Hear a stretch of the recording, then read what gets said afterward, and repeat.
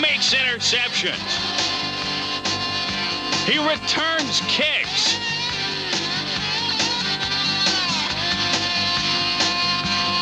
And he even saves games. Last week in Toronto, Rogers ran down Paul Mazzotti and stopped the game-winning touchdown. They love him here in Mr. Rogers' neighborhood.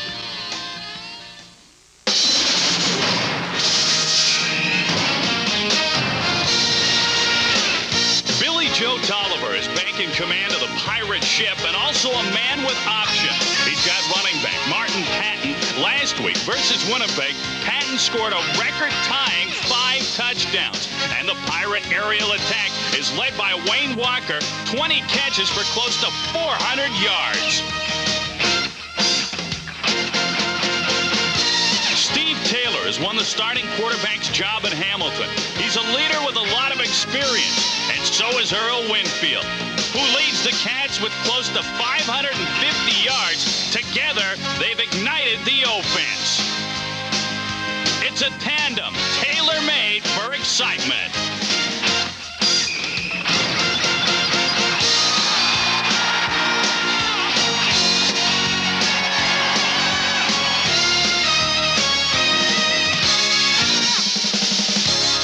CFL Live. Tonight's game from Iverwin Stadium in Hamilton.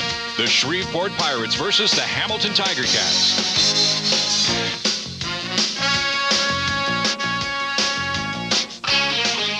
Good evening and welcome to the CFL on TSN. I'm Darren Detition. Glad you tuned in tonight for the Shreveport Pirates and the Hamilton Tiger Cats. You know, they have come a long way. Last year, it took the Pirates 15 games to record their first win. Going into Week 7 this CFL season, they've won 2 of their last 3, including their most impressive victory ever, a 65-17 dismantling of the Winnipeg Blue Bombers last week.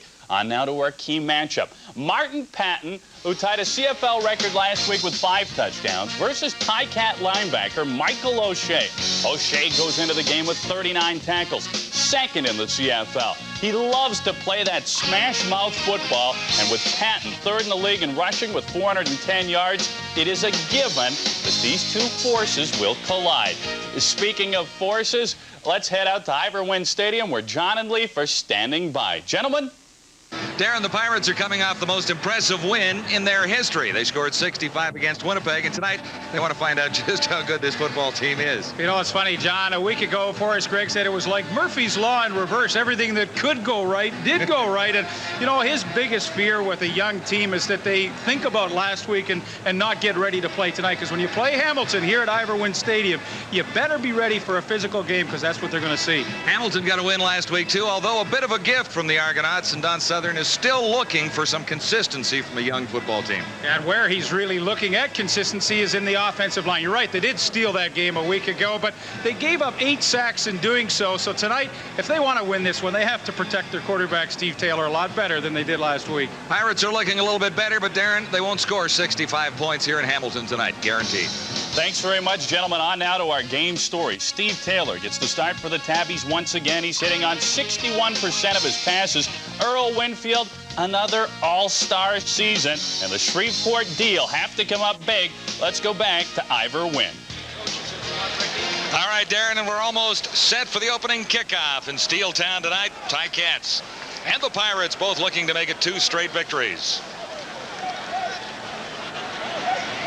Forrest Gregg has won 2 of his last 3 ball games with the Shreveport Pirates, and coming off that big win over Winnipeg last week, Don Southern, after 2 straight victories, watched his Tiger Cats struggle a little bit, lose 3 in a row. They got back on track against the Argos last week. But what he's done for this team when he took over halfway through last season was really bring some discipline to this club. You know, watching their practice sessions, everything is crisp, and they didn't have that a year ago. And, well, you know, he has been in 14 Grey Cups in total. Some of that's rubbing off on his players. Bjorn Nitmo has the football evening underway. It's coming down short, taken near the 30-yard line by Larry Thompson. And Thompson gets up to the 35, where he's met by a bunch of Pirates.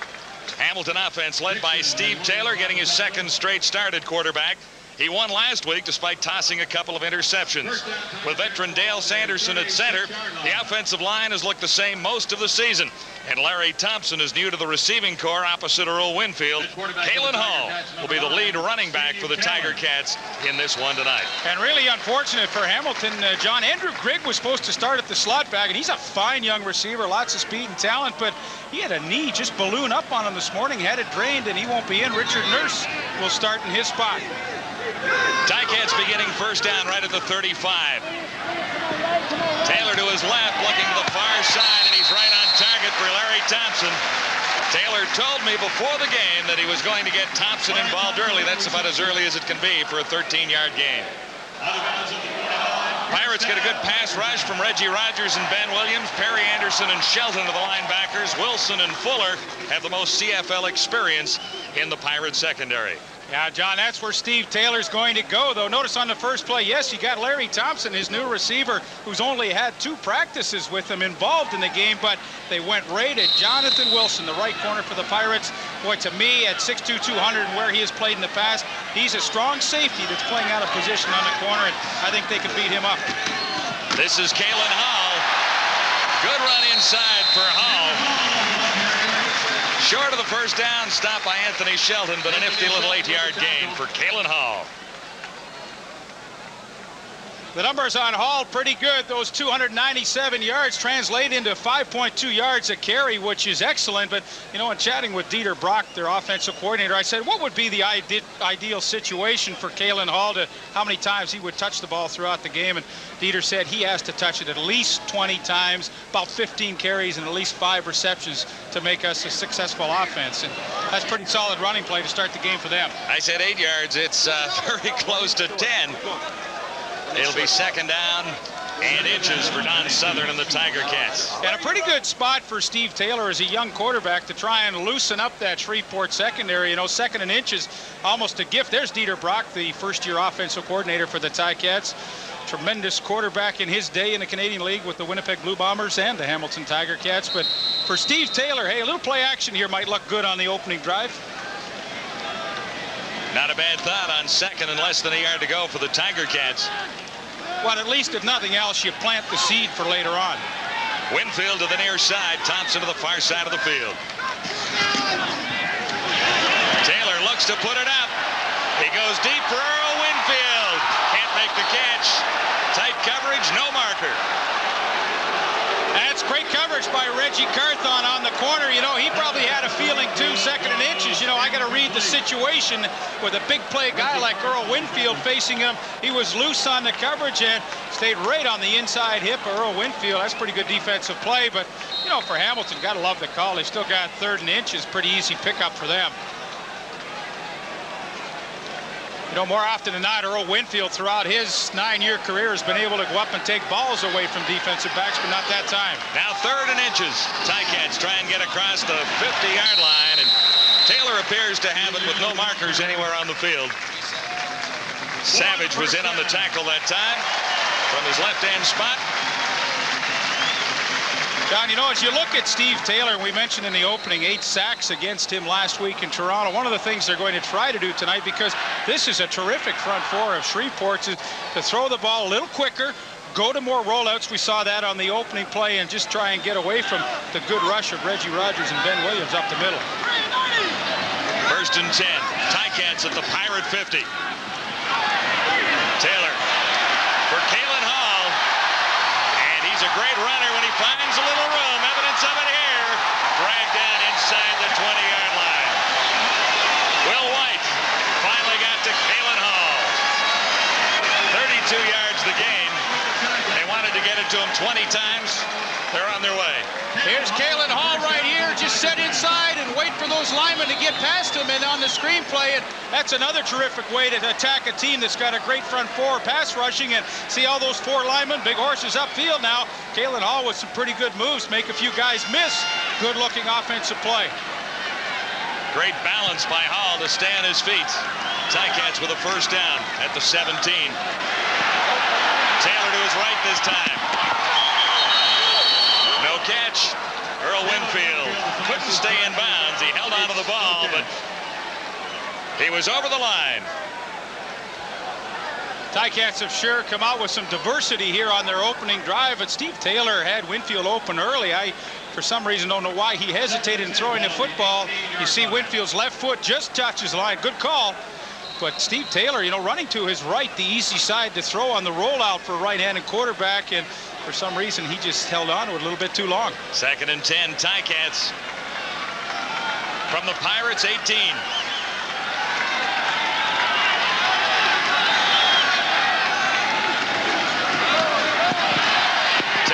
To the end zone one more time, and this time a marker does come down. Hazard the intended receiver, and Fuller was covering. The defender and the receiver collided in the end zone. The referee tonight is Ken Lazarick.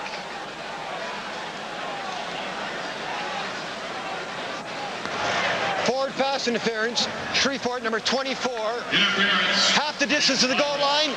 First down, Hamilton. Well, there you see Joe Fuller all tied up with Manny Hazard, and Hazard tripped on a play. One of the things you look at in a young quarterback is how well does he read the blitz and find the right area to throw to. That time, Shreveport brought 7 people. Middle safety Will White was gone. Had no help. Joe Fuller had no help, and Steve Taylor read it, threw to the right spot, and got the interference penalty. An impressive march for the Tiger Cats. This drive began at the 36-yard line. 7 plays later, they've traveled 66 yards and have a first and goal to go at the Shreveport 7. Taylor with all kinds of time now. The protection breaks down. Taylor almost lost the ball, and he can't get back to the original line of scrimmage. Rogers is there, number 75. To get to Steve Taylor. All the receivers were quickly covered. Yeah, that becomes a big problem for a quarterback. Here's Taylor, 3-step drop. Look, hey, the guys all blocked down low, try and cut the feet out from the defensive line, but hey, they've done their job right here. The ball has to be gone now, but nobody's open downfield. Now the fun starts, and Taylor, not a bad job to try and get away from the pressure, but when you go 3-step drop and you don't get it away, you're in a lot of trouble. Loss of 1. 2nd and goal to go from the 8. Taylor can't find anyone open. Here comes the rush. Still on his feet. Got him in. And touchdown. Kalen Hall, number 24, finally got open for the quarterback, Steve Taylor. And to ad-lib a little bit, but Taylor finishes off a wonderful drive for the Tiger Cats. Well, John, when you ask your secondary to cover for 7-8 seconds, you're asking for a heck of a lot of trouble. And Steve Taylor with some mobility to get away from Big Ben Williams. And now look at the sight lines downfield. Pretty easy to find a wide open Kalen Hall in the end zone. And as a secondary, there's absolutely no way you can stay with your man that long. Ticats cap off a beautiful opening drive. 2nd touchdown receiving for Kalen Hall. Paulson adds the extra point, and the Tiger Cats score on their opening drive. Kalen Hall was a big part of it, and he caught the touchdown from that guy, Steve Taylor, from 8 yards away. Our favorite product is a new product we just put on the market, and it's Canadian-style veggie back bacon. We're creating something totally new that didn't exist before. Long distance is a major expense in our company. The Advantage saving plan is much more competitive, and based on the last 4 or 5 years, our price have come down 35 to 40%. And it saves us money we can reinvest in R&D and in expanding the distribution of our product. Car and Driver has chosen their 10 best automobiles for 1995. Quite a select group. They all have the kind of safety features you would expect, like dual airbags, anti-lock braking systems, and reinforced body structure. They all have outstanding performance credentials, as you would expect. And they all have the kind of sticker price you would expect of a vehicle in such an elite group. All except one, the 1995 Ford Contour. It's nice to be in such good company, but not all the time. Ticats Ticats on top by 7. Kalen Hall, a big part of it. 2 receptions for 40 yards, 1 rush for 9, and he has the touchdown. Yeah, Kalen Hall in a short period of time has learned how to be a pretty good receiver. Watch him here, down on the goal line, kind of an unusual defense for Shreveport. See, Perry lets him go. It's a zone defense down in the red zone. Now, Hall sees him in trouble, and he'll spin back out here when Taylor starts to move on the run and make himself a good target. Yeah, that's a nice job by Kalen Hall to help his quarterback out, and he gets a touchdown to boot. Well, I'll tell you, Shreveport, that's a tough defense down on the goal line to play a zone, and, not everybody's accounted for when you get on the scramble like that, and, they just made a mistake. And a solid opening drive by Steve Taylor, who was in complete control. So the Ticats set to kick it off. Deep for the Pirates, Freeman Basinger and Wayne Walker.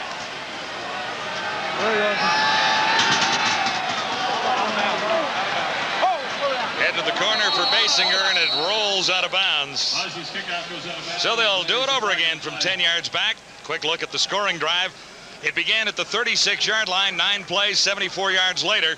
In a time of 4:45, it was Taylor to Hall for an 8-yard touchdown. And what you have to like, John, from an offensive standpoint is the diversity they used on that opening drive. They ran the screen, they threw the out to Thompson, and a bunch of other stuff. The interference penalty didn't hurt the drive either, but pretty good-looking opening series for them.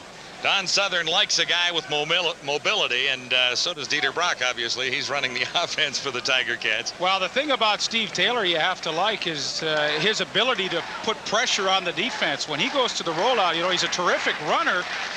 And, as a linebacker, you get in that danger zone. When do I leave my man and come up and play the run, or how long do I stay back in coverage? And Taylor can put a lot of pressure on the defense if he decides to run. Osbaldiston tries it again. Basinger calls for it at the 15. Basinger with a little room to the outside, but it closes quickly. He's nailed near the 45 by Brian McCurdy. Pirates offense led by Billy Joe Tolliver, coming off a solid performance against Winnipeg last week. 259 yards passing, no touchdowns. The offensive line averages over 300 pounds and has allowed 20 sacks in 6 games. Good speed at the outside receivers from Walker and Curtis Mayfield, along with Freeman Basinger inside. And the key is running back Martin Patton, who collected 5 touchdowns last week against the Blue Bombers. Okay, had 18 carries for 109 yards in that game, and more importantly, it took the heat off Billy Joe Tolliver. He only had to throw the ball 21 times in that game, and I think that's the secret for him. He's not totally comfortable reading these defenses yet, so if he has a running game, boy, what a help that is. Pirates begin just shy of the 45, and Tolliver hands it to Patton. Hitchcock in on the tackle. Ticats defense has played well at times. An all-new front four led by Mike Campbell and Jesse Small. Michael O'Shea in the middle, and great speed from Smith and Bailey at the outside linebacking spots. The one change in the secondary, Rob Hitchcock getting his first start for Hamilton. Gain of 8 yards. This is 2nd and 2.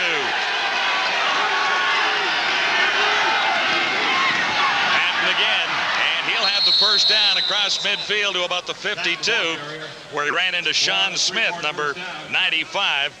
Smith has 13 tackles in 3 games, Leaf. Well, he's a young linebacker that's just getting better and better. Played in the World League with Frankfurt, so he's played a lot of games already this spring. 4.4 speed, 6'2", 230 pounds, and what you have to like about him is, do they get better the more they play, and that's been the case with him. From the Tiger Cat 52, 1st and 10, Shreveport. Tolliver looks to put it up for the first time over the middle on target, and he's 1 for 1 as Fred Montgomery hauled it down, and Hitchcock was there to pin him. 16 yards the gain.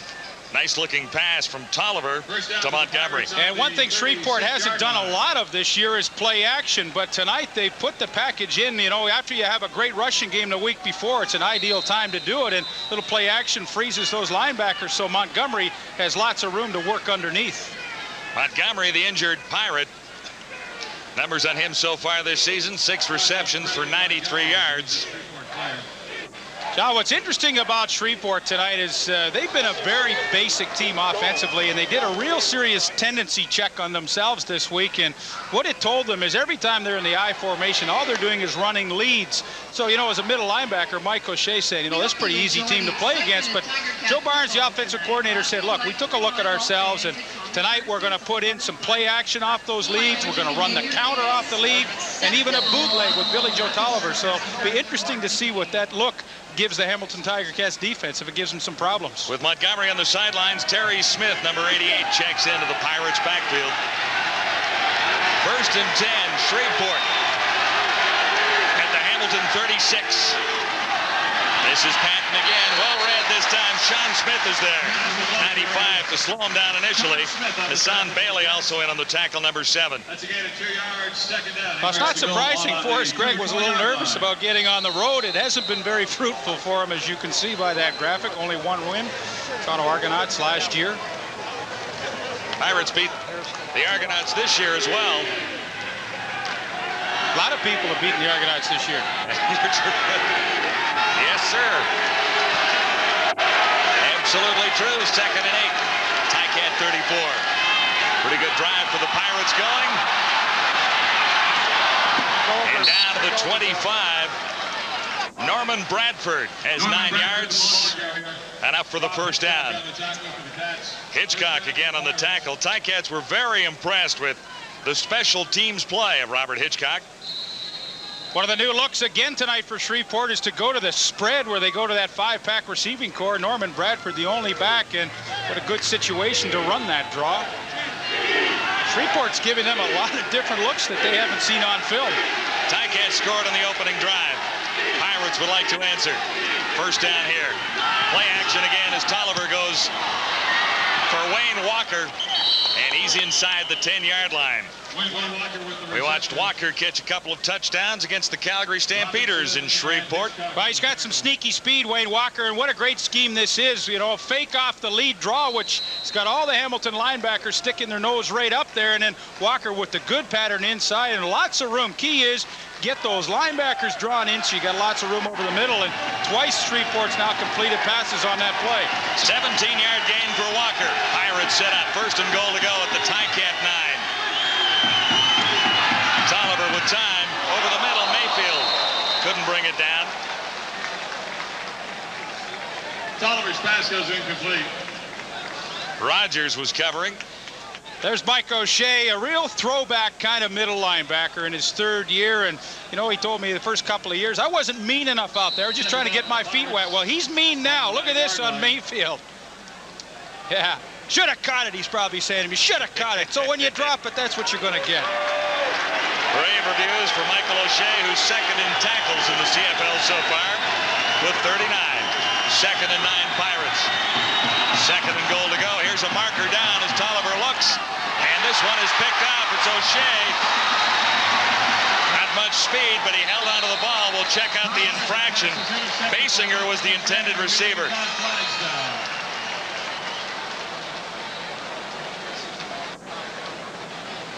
Penalty marker was down before the interception. Offside, Hamilton.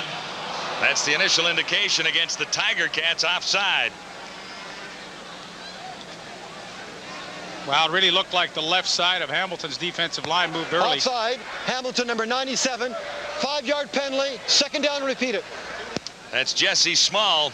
What a tough break. Kills the turnover by Michael O'Shea. Well, I guess fair is fair. Hamilton had a good break with the interference call on their first drive. Interference in the end zone set up the touchdown for the Tiger Cats. Kept the drive going, and Jesse Small in his 1st year in Hamilton. Yeah, he was a Buddy Ryan draftee in Philadelphia in 1989, and you know, Buddy really had high hopes that he would be his Wilbur Marshall, but you know, things just didn't work out that way. But Jesse Small ideally suited the CFL as an outside rush end. Tremendous speed, about 4.5 in the 40. And he made his mark last year with the Ottawa Rough Riders in his inaugural season in the Canadian League. Yeah, he had 7 sacks a year ago in Ottawa, so he can get the job done when he's coming. It'll be 2nd down and 4. 2nd and goal. Tolliver lofts one for Walker. He's got it. Touchdown, touchdown. Derek Greer was covering on Wayne Walker, and Tolliver just lifted that over the cover, and Walker ran underneath it. And you talk to any corner in the league, and when you mention Wayne Walker's name, everybody says that guy's got sneaky speed, and boy, did he set up Derek Greer nicely. And it's a terrific throw by Tolliver out away to the sidelines, but Walker took him inside and then pushed back out with that extra little burst at the end, and that's a pretty throw, good catch, and not a bad answering drive by Shreveport. Fourth touchdown of the season for Wayne Walker as the Pirates answer quickly the opening touchdown march by the Hamilton Tiger Cats. It's 7-7 as Tolliver celebrates another touchdown toss.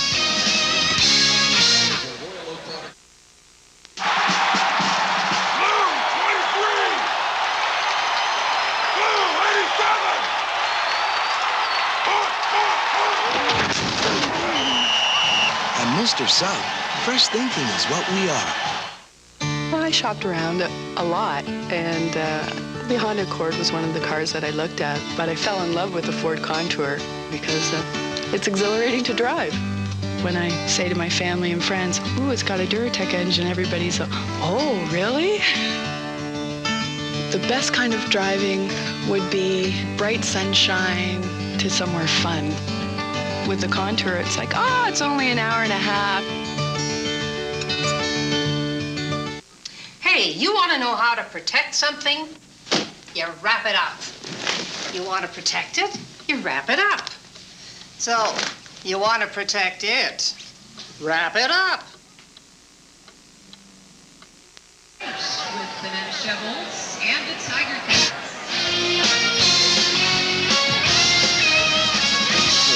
The new all-sports drink for athletes. All Sport. The game will never be the same.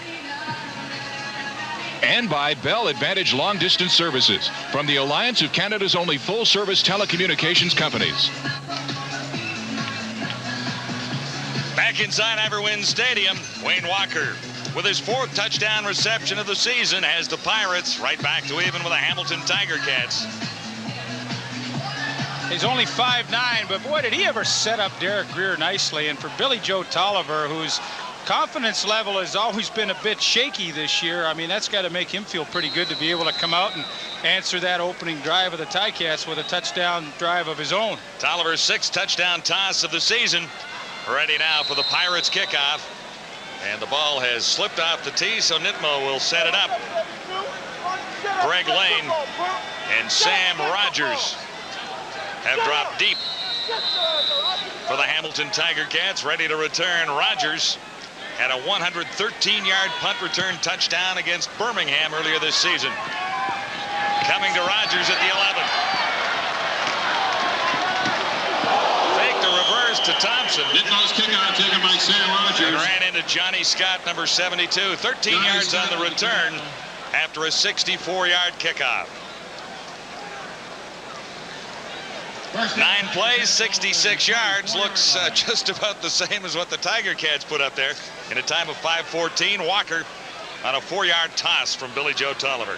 Pretty good opening quarter. We've got 4:55 to go, and each team's only had the ball once. Not a bad start. You know, you always wonder what the flow of the game is going to be like, and already there's been terrific flow to this one. Steve Taylor and the Ticats begin at the 24 this time, with Winfield to the near side. Larry Thompson flanks to the far side of the field. Taylor shotgun. Looking to the far side as Manny Hazard. And Hazard is grabbed by Joe Fuller, number 24. 7-7, Pirates and the Tiger Cats. You know, when you want to throw to the outside, one of the guys you really have to read is the inside halfback. This is Joe Fuller. Now, Hazard's just going to end up going to the flat, and Larry Thompson on the hook. Now, you mean, visually, I think the read took you to Larry Thompson on the hook, but for some reason, Steve Taylor wanted to throw the out. Now, see, the hook's right there, but Joe Fuller's pretty cagey on it, hangs back inside in the zone, and then comes out and makes a heck of a play. Fuller limits the gain to 3 yards. This is 2nd and 7.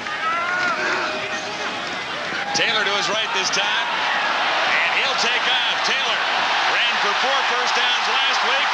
This is a great run out across midfield. Finally stopped by Marsh. Alex Mash, I should say, number 29.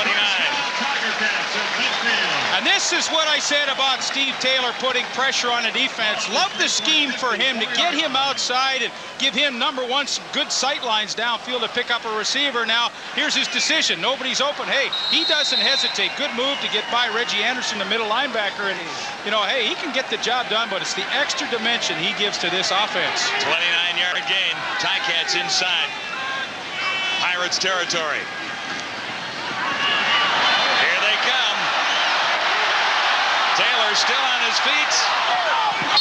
Finally got it away, but there's a marker down. Oh, I don't know about this one. He had Lee Knight, the fullback, within about 5 yards of that throw. Now, hey, I know he's in trouble. The referee knows that, but still, I mean, there was a fullback was close.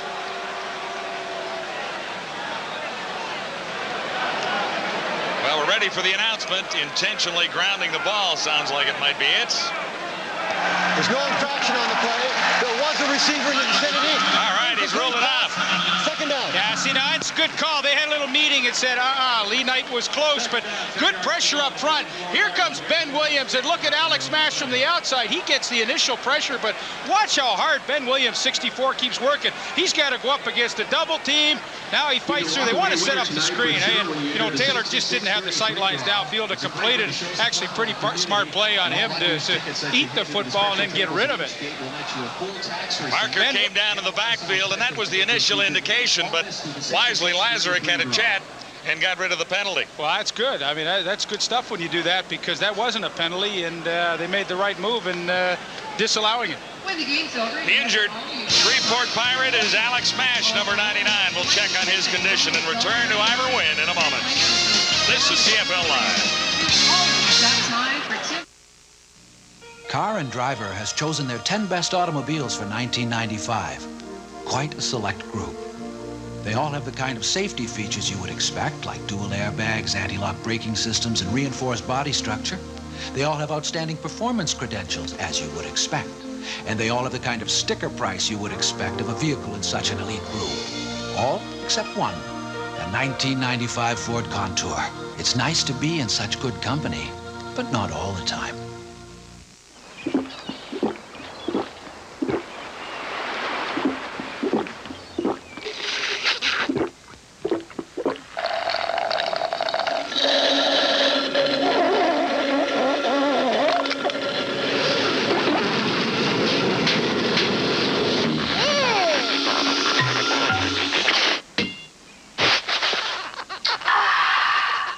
Mom, he did it again!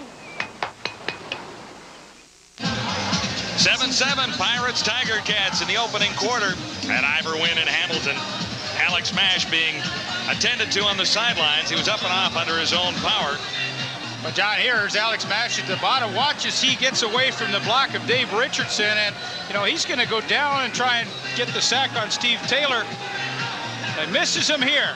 Watch as he gets up and tries to get it into second gear again. Watch him grab that left hamstring.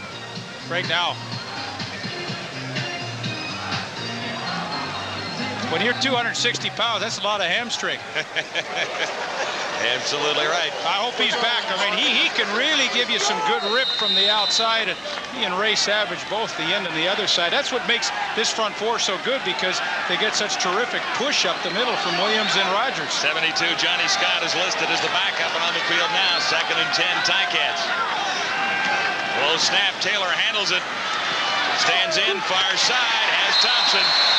It'll be a first down. Thompson is 2 for 2. 14 yards on that catch. Well, you know, I've always loved Larry Thompson. He's a guy, I mean, he's caught a couple of outs tonight, but he's a guy that'll come over the middle for you, take the hit and make the catch. You know, a couple of years ago, tragic accident for him. He got shot in the leg in an unfortunate incident, but he's not as fast as he was. I mean, he was a burner at one time, but he's still got sufficient speed. First down, Ticats. At the 40, flipped it ahead for Kalen Hall, and he's close to first down territory. Anderson made the tackle on Kalen Hall. Anderson on the tackle. And Had his hands on the football 4 times tonight already. He's been a factor. It really has. You know, you got to love the body size of him. He's only 5'8", but he's 203 pounds, extremely strong in the upper body. And although he only played a couple of games for Las Vegas last year before he blew out his knee, he had over 200 yards of rushing. So when it came to that dispersal draft when Vegas folded, Hamilton couldn't wait to draft him and get him in their lineup. Hall has about 8 yards, 2nd and 2. At the Pirates 32. And Derek McAdoo has the first down for the Tiger Cats. He was away from the game for a while, but he's an enthusiastic guy. First down for the Tiger Cats. Derek McAdoo actually listed on the depth chart behind Kalen Hall, so they'll share some of the duties tonight. Well, make no mistake, he's here to back up Kalen Hall. I understand. He's not going to get a lot of carries, just in short yardage. It's good to have that experience, though. From the 27, Ticats 1st and 10. It's a tie ball game at Ivor Wynn. And Kalen Hall gets a couple. Worked a little more effectively the last time they tried that little shovel pass. Johnny Scott on the tackle, number 72. You know, I'd rank this front four of the Shreveport Pirates right up in the top third of the league. Johnny Scott in making the play. Now, he's the 5th defensive lineman. He rotates in throughout the game, but, boy, he could sure start for a lot of clubs. Already has a fumble recovery for a touchdown this year. He's made a serious contribution to this defense. Little gain on the play. Second, about 9.5 to go, Ticats. Taylor looks to his right. Here comes the heat. It one more time. Will he get a chance to get one away? Looks to the end zone, and no one's home. And he took a real shot. Reggie Rogers had him teed up on the sidelines just as he delivered the football. And boy, you know, sometimes as a quarterback, you got to make a decision. Do I try and hit the big home run, or do I maybe just go step out of bounds? Yeah, do I just go out of bounds? Here's Reggie Rogers. Now, you talk about a front four that's tenacious. He's getting double teamed. He's down on the ground, but these guys keep working. You know, you wonder what kind of gas is going to be in the tank in the 4th quarter. But, boy, watch at the end of this one as Taylor delivers it. Reggie Rogers brings the helmet right up through the chin. Well, how'd you like to be a quarterback right here? Rogers on Steve Taylor. Rogers down on one knee, but also injured out there is Johnny Scott, number 72. You know, you see Steve Taylor there. A lot of times quarterbacks wear those rib pads to protect themselves, but they usually wear it on the left side to protect their blind side. Now, he doesn't have any on the right side. Check this one out, beer drinkers. Well, a lot of guys going down on this play. Here's old Johnny Scott trying to run Taylor down from behind, trying to see what happened to him. Maybe he blew a hamstring out, too. He got body slammed. Whoa. You see in the corner there, one more hit. One more time the hit on Steve Taylor. Well, you usually, as a right-handed quarterback, you don't wear any rib pads on that right side, and that's exactly where he took the hit. 34-yard field goal. Paul Osbaldiston right on the money. Osbaldiston was good on 4 of 5 last week against Toronto. John, this is pretty amazing first quarter. Only 1 second left in the clock, and there's only been 3 series. Shreveport only had the ball once, and Hamilton scored on both their drives. Pretty consistent offense here. Ticats on top by a field goal at 10-7. Very solid opening first quarter. Don Southern, Hall of Famer in Canada, and his counterpart tonight, Forrest Gregg, member of the NFL Hall of Fame since 1977. Forrest, first player ever to play in a Super Bowl and coach in a Super Bowl. One as a player, not quite as a coach.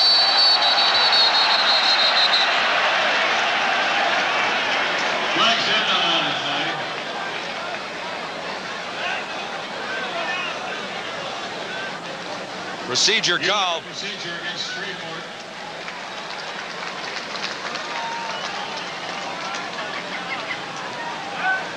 Ken Lazaruk in charge of proceedings. Offside, Shreveport, number 7. 5-yard penalty, still first down.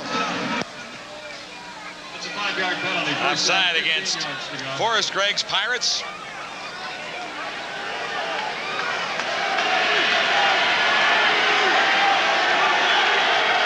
Wayne Walker to the near side. Curtis Mayfield planks to the far side on 1st and 15. Tolliver airs it out. Looking for the speedster. Wayne Walker missed him by about 4 yards. It was Derek Greer in the coverage that time on Wayne Walker. That's the end of the opening quarter. An Ivor win in Hamilton. Good one so far with the Ticats on top. 10-7 as we send you back to CFL control.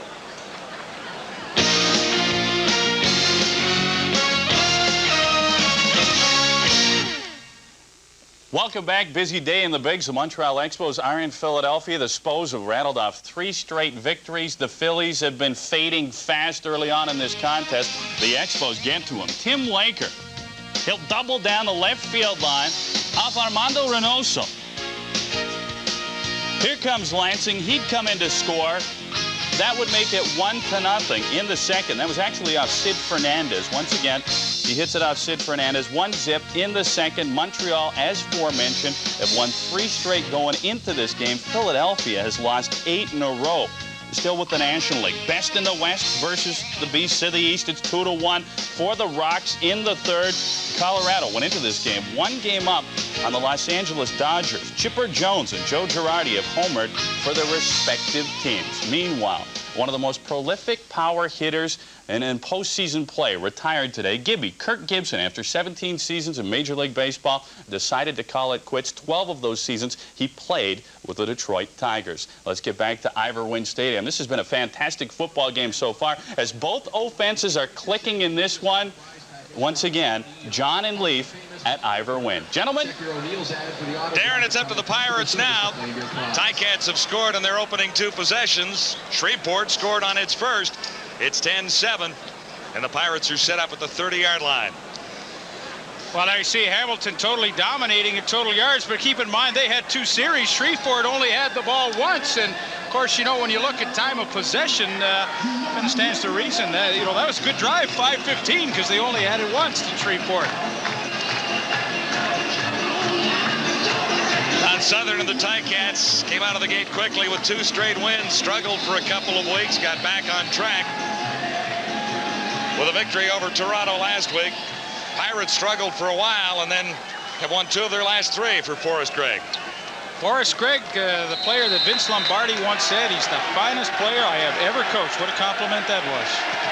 Absolutely, from those great Packer years, 2nd and 15. Tolliver pretty well has to use the shotgun here, back in a hurry, and he's looking deep, looking for Mayfield. Missed him by about a yard that time. Eric Carter working on Curtis Mayfield. Should be a pretty good matchup tonight. 2 corners of Hamilton are terrific against any receiving corps, but take a look at how these offenses stack up against each other tonight, and you'll see the Ticats' completion rate is a little bit better. Not surprising. Shreveport with Billy Joe Tolliver just getting his feet wet in this league, and a couple other young quarterbacks behind him. Tell you what, this guy can punt, though. Robbie Keane, 44-6, 2nd in the league. Gives you some great hang time.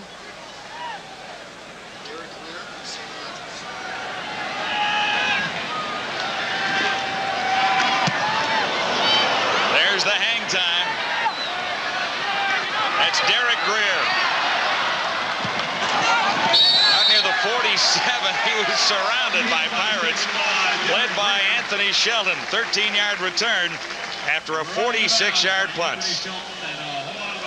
And Steve Taylor, apparently okay, heading out onto the field, although he looks to be moving a little bit slowly, Leaf. Yeah, he does look to be moving a little. I mean, he took a big-time hit. But, you know, like, this is his 2nd start. He doesn't want to give that spot up unless he's really hurt. Maybe he's just a little bit hurt. Ticats at 3-3 on the season, trying to get over 500 against the Pirates tonight. Beginning at the 47, Taylor swings it for Hall out of the backfield, and he's upended. Joe Fuller moving up from his halfback spot, and Fuller slightly shaken up. Has he got the worst of the tackle? Apparently he's all right. Well, that's what you can do as an inside halfback when you play a lot of zone coverage. It allows you to look into the backfield when you're just playing your short, flat area. And boy, did he read that play to Kalen Hall quickly. And knows you to see the numbers throughout his career. Pretty good career of 22 picks. But when you're in a zone and the two inside halfbacks, you come up and make those kind of hits. No gain on the play. 2nd and 10, Tiger Cats. Taylor has 4 receivers to the far side, and he's down quickly. Not showing much mobility there as he's caught by Ben Williams, number 64. John, I talked to the offensive line coach of the Hamilton Tiger Cats, John Salavanis, before the game, and he and I both agreed that the most underrated defensive tackle in the league is 64 Ben Williams. And watch the burst coming up here through Doug Davies, the right guard. I mean, boom, he engages, and just throws him away. And, you know, as a guard, you got to keep your feet moving a little more than that. But Ben Williams, my, oh my, can he get in your face in a hurry? That was his 5th sack on the season, coming into the game with 31 tackles. Well, that's the key. Shreveport, Rogers and Williams, such good push up the middle. That's why you got to roll away from those guys. Basinger and Covington deep, and this one is blocked. Racing to the end zone for it is Smith. He'll have the touchdown. Smith blocked it and came up with the ball. Junior Smith, number 1 for the Shreveport Pirates. Well, there's no question Shreveport takes a look at Hamilton's special teams, and Paul Osbaldiston is not a quick punter, and Junior Smith came right up the gut, and Osbaldiston had no chance. He's got to get that thing off quicker. Junior Smith carries the souvenir. Paul Osbaldiston a little bit frustrated by the last play. That's the toughest thing for a kicker. When somebody comes free up the middle, I mean, it's tough. If somebody comes off the corner, it's one thing to kind of maneuver yourself to get it away, but when somebody comes right up the gut free, you just don't have a chance to maneuver yourself. Bitmo's extra points is good. And for the first time, the Shreveport Pirates have the lead on the Hamilton Tiger Cats. Junior Smith, the hero of the moment. Big B, the amazing dog store, offers free delivery service on anything they sell. And that, of course, includes you watch Tiger Osbaldiston's eyes. I mean, he never sees him. He never takes that little peek upfield to see who's coming, and he doesn't know it until he hears that awful, dreaded thud. And when you hear that thud, you know you're in big-time trouble. No doubt who is going to win the race to the end zone on that. Junior Smith is there. 45. For the game. Rob Clark, this is your Right Guard Sports Moment. Even under the most grueling conditions, Right Guard Sports Stick works to keep you dry, confident, and odor-free. Rob, come on, we're late. Right Guard Sports Stick, right there when you need it. Imagine adhesives so strong they help hold together 100 tons of soaring transportation. Imagine a fabric so bright it lets you see an accident in time to prevent it. Imagine a single disc so powerful it can store almost everything imaginable and protect it for a lifetime. These products and thousands more that make our lives better exist because the people at 3M imagine. Coming August 15th, Monica Seles, the return to the tour, the top ranked. Tennis, anyone? The Des Moines Limited Open. Coverage begins Tuesday, August 15th. TSN. Junior Smith blocked the Paul Osbaldiston punt and then chased it into the end zone for the 2nd touchdown of the night for the Pirates. Closer look here. Yeah, watch just to the left of your screen. Number 1, he's only 5'6", but height didn't matter there. He was in so quickly. Osbaldiston didn't have a chance, and the Pirates get what you call kind of a lousy touchdown if you're Hamilton. Boy, there's nothing that can take the wind out of the sails more for a team than plays like that. Ozzy's not over it yet. He'll be thinking about it for a while, you can see. This is Sam Rogers. Bobbled it at the 10. Now he's away. Solid return for Rogers. Took one for 113 yards a couple of weeks ago. Will Covington made the tackle near the 40. 32-yard return after a 67-yard kickoff, and Steve Taylor remains in the ballgame. Good on 7 of 11 for 78 yards so far. Engineered a superb touchdown drive the first time he had his hands on the ball, but he was hit hard And he's not quite 100% right now, I do not believe, Leaf. You know, Don Southern said, his head coach said yesterday, in this league, if your quarterback can run for 5 first downs, he should win the ball game. And Steve Taylor's the kind of quarterback that can give that to him. Already has a 29-yard gain. 1st and 10. Tiger Cats. Taylor to his right. Look back across the middle and look for Larry Thompson.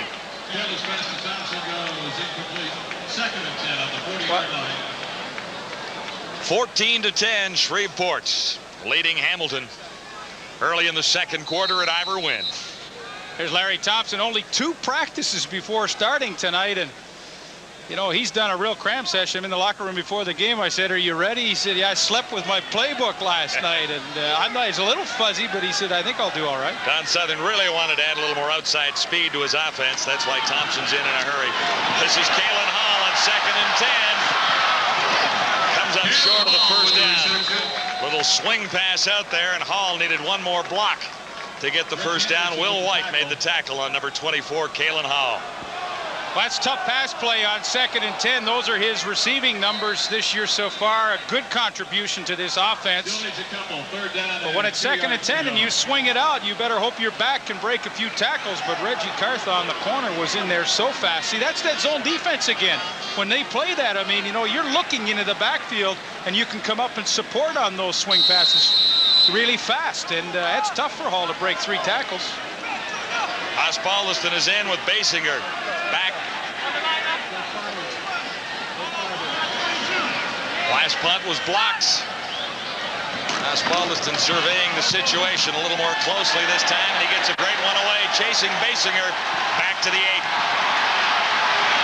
Stumbled across the 15-yard line. He was pinned by Blaine Smith after a 10-yard return, and Ozzie got 53 yards out of that one. 43 on the exchange. Billy Joe Tolliver engineered a touchdown drive the first time he got his hands on the ball. Nice little toss to Wayne Walker to get the Pirates right back to even. The Shreveport defense chipped in with the next touchdown, so it's 14-10 Pirates as Tolliver takes over at the 20-yard line.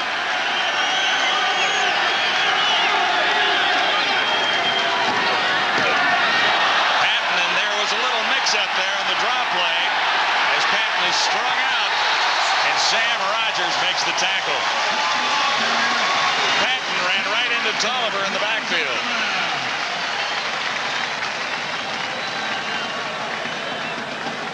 So when this happens, Leaf, whose fault is it? Well, you always have to blame the quarterback when he doesn't get in there, but you know, the key on the counter is to get that upfield penetration, and Mike Philbrick, 99, who's playing on the nose, really did get it regardless of whether that had been a clean handoff or not. Philbrick got the good penetration. When you're running those offside guards and tackles across, you get defensive tackles upfield. That's tough play. Loss of 5, 2nd and 15 Pirates. Bradford takes it this time, looks to the outside. He's corralled by Hassan Bailey, number 7. Bradford, the ball carrier. Robinson with the tackle for the Cats. Well, as Hamilton does so many times on 2nd and long, they only rush 3 down linemen, and you know, going with maximum coverage, 9 people downfield. And again, you know, Don Robinson as the inside halfback, he gets a chance to look into that backfield, and well, what a hit he made to come up on that draw. Sure if those things on the nose really work. You know, the players with the oxygen. I tell you what, players are convinced that it helps the nasal patches just get a little more air through there, but I don't know. I don't know what they'd have called us in our day if we'd worn something like that. Looked like Band-Aids. This is Greer calling for it, and he won't have a play near midfield. Ticats take over. They'll be in decent shape, but down by 4 points to the Shreveport Pirates. It's 14-10 on CFL Live. Imagine adhesives so strong they help hold together 100 tons of soaring transportation. Imagine a fabric so bright it lets you see an accident in time to prevent it. Imagine a single disc so powerful it can store almost everything imaginable and protect it for a lifetime.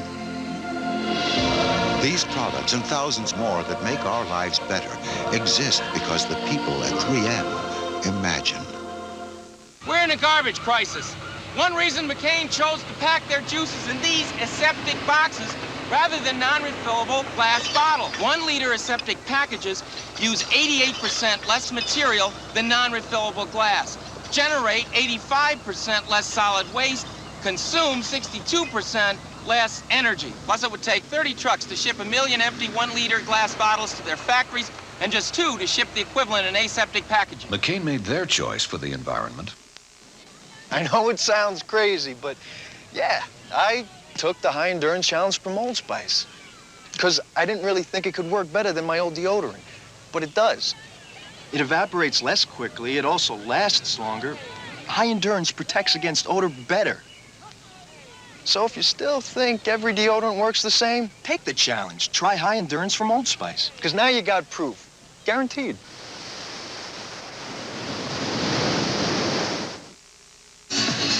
Don Southern and the Tiger Cats off to a solid start, scoring on the first 2 drives.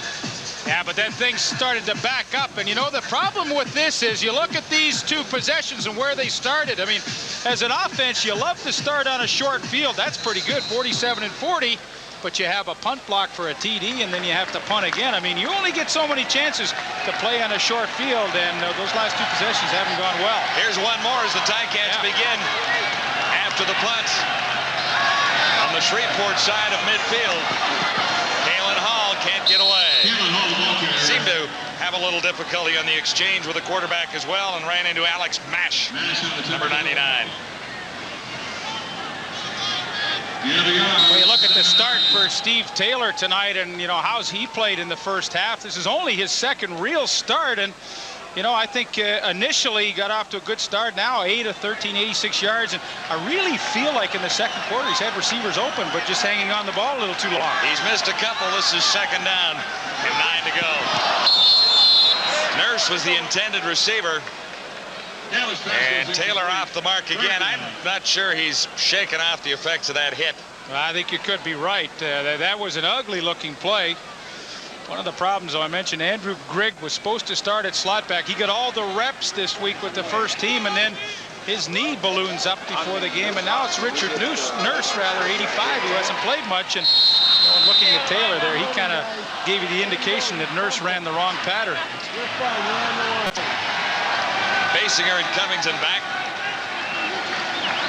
Osbaldiston near his 40.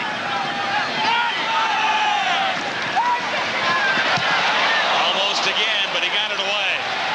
Good kick, chases Basinger back inside the 5, and he's nailed right there. Richard Nurse leading the tacklers, number 85. 48-yard punts, 2-yard return. That's a pretty good net for Osbaldiston. Yeah, I don't know how Norman Bradford, the fullback who's playing the special teams, missed blocking that one. Well, Hamilton better have a quick meeting on the sidelines and shore up their punt protection here. You see Osbald. How did Bradford miss this one? First down on the 7-yard line. That close. Well, maybe missed it by a foot. Well, you know, when you're coming off the corner, you know, you're always coached to pick a spot about 2 or 3 yards in front of the kicker, and Bradford was a little close to the kicker. Had he cut that angle a little tighter, he might have had it. Pirates first and 10, beginning at the 8. This is Junior Smith, has the touchdown on a blocked punt. Sean Smith slowed him down, but a solid gain to get the Pirates out from the shadow of the goalpost out near the 20. Both teams had flying starts to this football game, but you can see it's got a little sluggish here in the second quarter. That's the first down that the Pirates have had. Big play for Shreveport, though, out near the 20. A few more options available out here. Mayfield to one side, Walker split to the other side of the field, and Tolliver looks to put it up. Look for Basinger, and Don Robinson was over covering from his right halfback spot. The ball well out of bounds. And this is the situation that Urban Bowman, the defensive coordinator for Hamilton, really wanted to get Billy Joe Tolliver in tonight as second and long, because then they can go to that package they're so good at. There's Urban right there, is to only rush 3 guys, sometimes 4, and drop 8 and 9, and, you know, make Billy Joe Tolliver really look downfield hard to find those open spots. Now, what you want to do with Tolliver is make him hang on to that ball, too, because, you know, he's a guy that doesn't move around that well. Pretty good target back there to pass rush. He likes to run the ball a lot, too. He's not going to put it up 30, 40 times. I mean, not run it himself, but he's not going to throw it 40 times tonight. Well, I don't think there's any question about that. And he's not going to run at all himself. 2nd and 10. Look at Mike O'Shea, the middle linebacker, sneaking right up on the nose, give him a different look. Tolliver on target at the 30-yard line to Covington, number 83. Tolliver's pass complete to Will Covington. Greer on the coverage. First down for the Pirates. Will Covington doesn't get a lot of playing time playing behind Curtis Mayfield, but here's his pattern. And boy, you know, when he raises up like that as a corner, that's your tip-off that he's going to make a break and stop, and you better be on your horse to get up there and close that separation. Pirates begin this drive at the 8-yard line. They're out at the 31 now with another first down. This is Patton, and that's well read by the left side of the Ticat defense, led by Mike Campbell, number 98. Campbell talked about Patton earlier, but he averages 5.4 yards a carry, 7 touchdowns on the season, but he had 5 in one game last week. Yeah, the only Pirate to have 100 yards. Now that 5.4 among all the backs that are up among the leaders is the best average. So he has really been able to get the job done. Boy, you gotta love Mike O'Shea here. He's a throwback. 2nd and 6, Pirates at the 35. Tolliver has time, and now it disappears. He steps up and has it batted away and picked up by Eric Carter. What a great play by Carter, who got in front of Mayfield, tipped it away, and then waited for it to come down in his hands. Carter's 5th interception of the season. Eric Carter's having himself some kind of all-star year. Here he is working on Will Covington, and as Covington runs the out comeback, trying to help his quarterback out. Look at the job that Carter does now. That is his 5th pick of a very young season, and you know, he fights through it right here. The tip might have been interference, could have maybe been called, but it wasn't. He gets the interception. Already had one for a 102-yard touchdown. Hey, this guy is on his way to an all-star year. That touchdown return a couple of weeks ago right here at Ivor Wynn against the Eskimos. Right now, he sets up the Tiger Cats. We have bottles in use now that we purchased almost 20 years ago.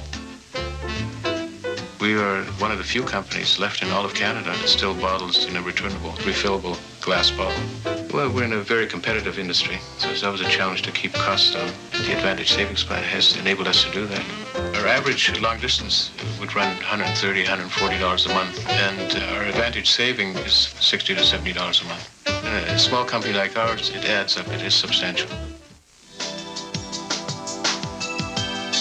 Tonight's event is brought to you in part by Trojan Condoms. Imagine adhesives so strong they help hold together 100 tons of soaring transportation. Imagine a fabric so bright it lets you see an accident in time to prevent it. Imagine a single disc so powerful it can store almost everything imaginable and protect it for a lifetime. These products and thousands more that make our lives better exist because the people at 3M imagine. Shreveport leading Hamilton 14-10. We're in the second quarter with 5:26 to go. Big turnover sets the Ticats up as Eric Carter has his 5th interception of the year. The Tiger Cats begin at the Shreveport 30.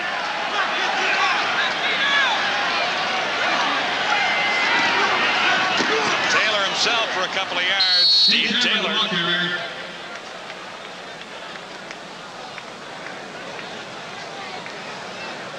Ben Williams on the tackle. Ben Williams made the tackle there, and Johnny Scott is injured for the 2nd time for the Pirates. You know, John, I think, you know, this drive, you've had the interception. Obviously, you want to take advantage of the turnover, but the Ticats have had 2 pretty sluggish possessions, and here's a terrific chance for them to get back into the flow of this game. Facing 2nd and 7 now. Taylor fires one over the middle for Lee Knight. And he's Stopped short of the first down and forced back by Will White, number 22. The Shreveport field goal team is on. Sorry, John. The Shreveport defense doesn't usually bring a lot of extra people, but that time they did it effectively, and you know that's a good matchup for their secondary. The middle safety Will White covering the fullback Lee Knight. He just couldn't get downfield enough. Lee Knight's not a bad receiver, but he's not quick enough to beat Will White, and they come up short. That's pretty solid defensive series when you've given up the turnover. Could have been a lot worse for the Pirates, setting Hamilton up at the 30. Ticats will settle for a 31-yard field goal try by Paul Osbaldiston. And that one is good. So Osbaldiston adds another. And we're down to a one-point game once more. Osbaldiston with a couple of field goals. 14-13, Pirates in the lead. He's been close to the scoring all night long, Osbaldiston. Routine shot here with Kerrigan holding.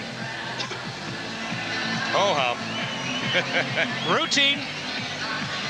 Now, you think other teams have problems. There's Robert Cobb, and Shreveport lost Michael Johnson. They're down to 2 quarterbacks, okay?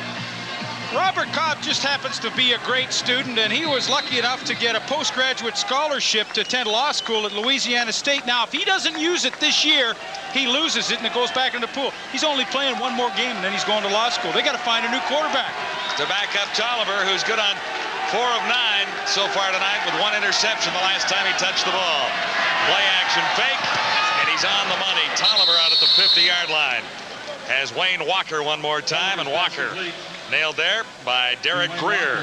And the play action is really doing what the scheme wants it to do, and that is to freeze linebackers so guys like Wayne Walker, when they're coming into the middle, have a little extra room, and Tolliver can throw it on a line. He doesn't have to worry about a linebacker being in the way, and notice Wayne Walker works back to the quarterback, keeps that separation. That's solid pattern. First down, Shreveport. Pirates 50-yard line. Bradford got the call that time, number 2. Ticats have not been easy to run against so far tonight. Son Bailey on the tackle, number 7. Well, take a look at the first 4 times that Shreveport had the ball. They started off like a house on fire and then fizzled out quickly with a couple of punts and a pick. The last pick by Eric Carter. The 3-minute tailers are coming out for you. They'll measure you. 3-minute warning at Ivor Wynn. Pretty good ball game here. Forrest Gregg and the Pirates invade Hamilton's Ivor Wynn Stadium on CFL Live. 3-minute tailor. 20-foot baskets. 300-point games. 100-yard courts. In the future, athletes will make the game faster, farther, tougher. But today's athlete can choose new All-Sport. Fluid replacement, unsurpassed taste, 4 thirst-quenching flavors. All-Sport is a body quencher. So before it gets to this, new All-Sport, the game will never be the same. Imagine adhesives so strong they help hold together 100 tons of soaring transportation. Imagine a fabric so bright it lets you see an accident in time to prevent it. Imagine a single disc so powerful it can store almost everything imaginable and protect it for a lifetime. These products and thousands more that make our lives better exist because the people at 3M imagine.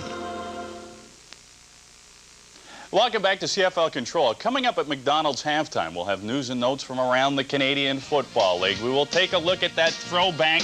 Mike O'Shea, a linebacker's linebacker, and John and Leif will give us their first half thoughts. So far, so good for the Pirates, who are looking extremely sharp tonight. Gentlemen?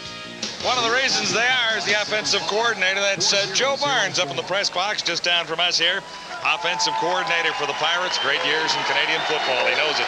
Sure does, and he's put together a nice package tonight, changing that lead, to play action off that lead, and they've completed 3 nice balls with that offense. Billy Joe Tolliver looking at 2nd and 7. There's some early movement, and yes, the flag does come down as Tolliver escapes the initial rush, throws back, and it's dropped by Norman Bradford. We'll check out the infraction. There was movement at the line, and the indication is it's against the Tiger Cats.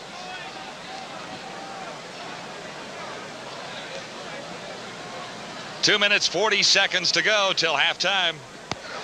Offside, Hamilton, number 97. 5-yard penalty, second down repeated. Second penalty of the night for Jesse Small. Yeah, this is a good job by the center, Mike Stowell. Here's Jesse Small here, but when he gets in this neutral zone, watch the ball. You know, sometimes the centers are instructed to do that. If you see a guy jumping, you know, he can still get back, but Stowell snaps it, boom, they call him. That's heads-up play by the center. And a tough break for the Tiger Cats, and now face 2nd and 1 here. Easily converted by Norman Bradford, number 2, as Michael O'Shea is in on the tackle. Second in the league last year in defensive tackles. Yeah, second in the league right now in defensive tackles. He was an Eastern All-Star. He's a prize in this Tiger Cats defense. Well, when he was drafted, I'll tell you how valued he was. Edmonton drafted him number 1, and they traded him for quarterback Damon Allen. So you know what Hamilton thought when they gave up Allen for this guy. 1st and 10 Pirates at the Tiger Cat 47. Good play action fake by Tolliver this time, and he's on the money. Ball squirts loose. They rule it a fumble. Walker was the receiver. McCurdy comes up with it. And guess who made the initial hit? It was Mike O'Shea. Was it 59? It was 59 flowing across from his middle linebacking spot. And, well, I'm not so sure Wayne Walker wasn't down when that ball was fumbled. Remember, the ground can't cause a fumble. You get a good look at it here. A little bootleg, naked bootleg. Hamilton hasn't seen that before. There's nobody out in Tolliver's face. Now you watch. Oh, I don't know. I think he was down. I'm not so sure that should have been a fumble. There's Mike O'Shea flowing out to the football. Now he's thinking, try and drill him and strip it loose. I don't know. I think Did he strip it, or did the ground make him fumble? I think the ground made him fumble. I think Ticats caught a break on that one. Tolliver says exactly that.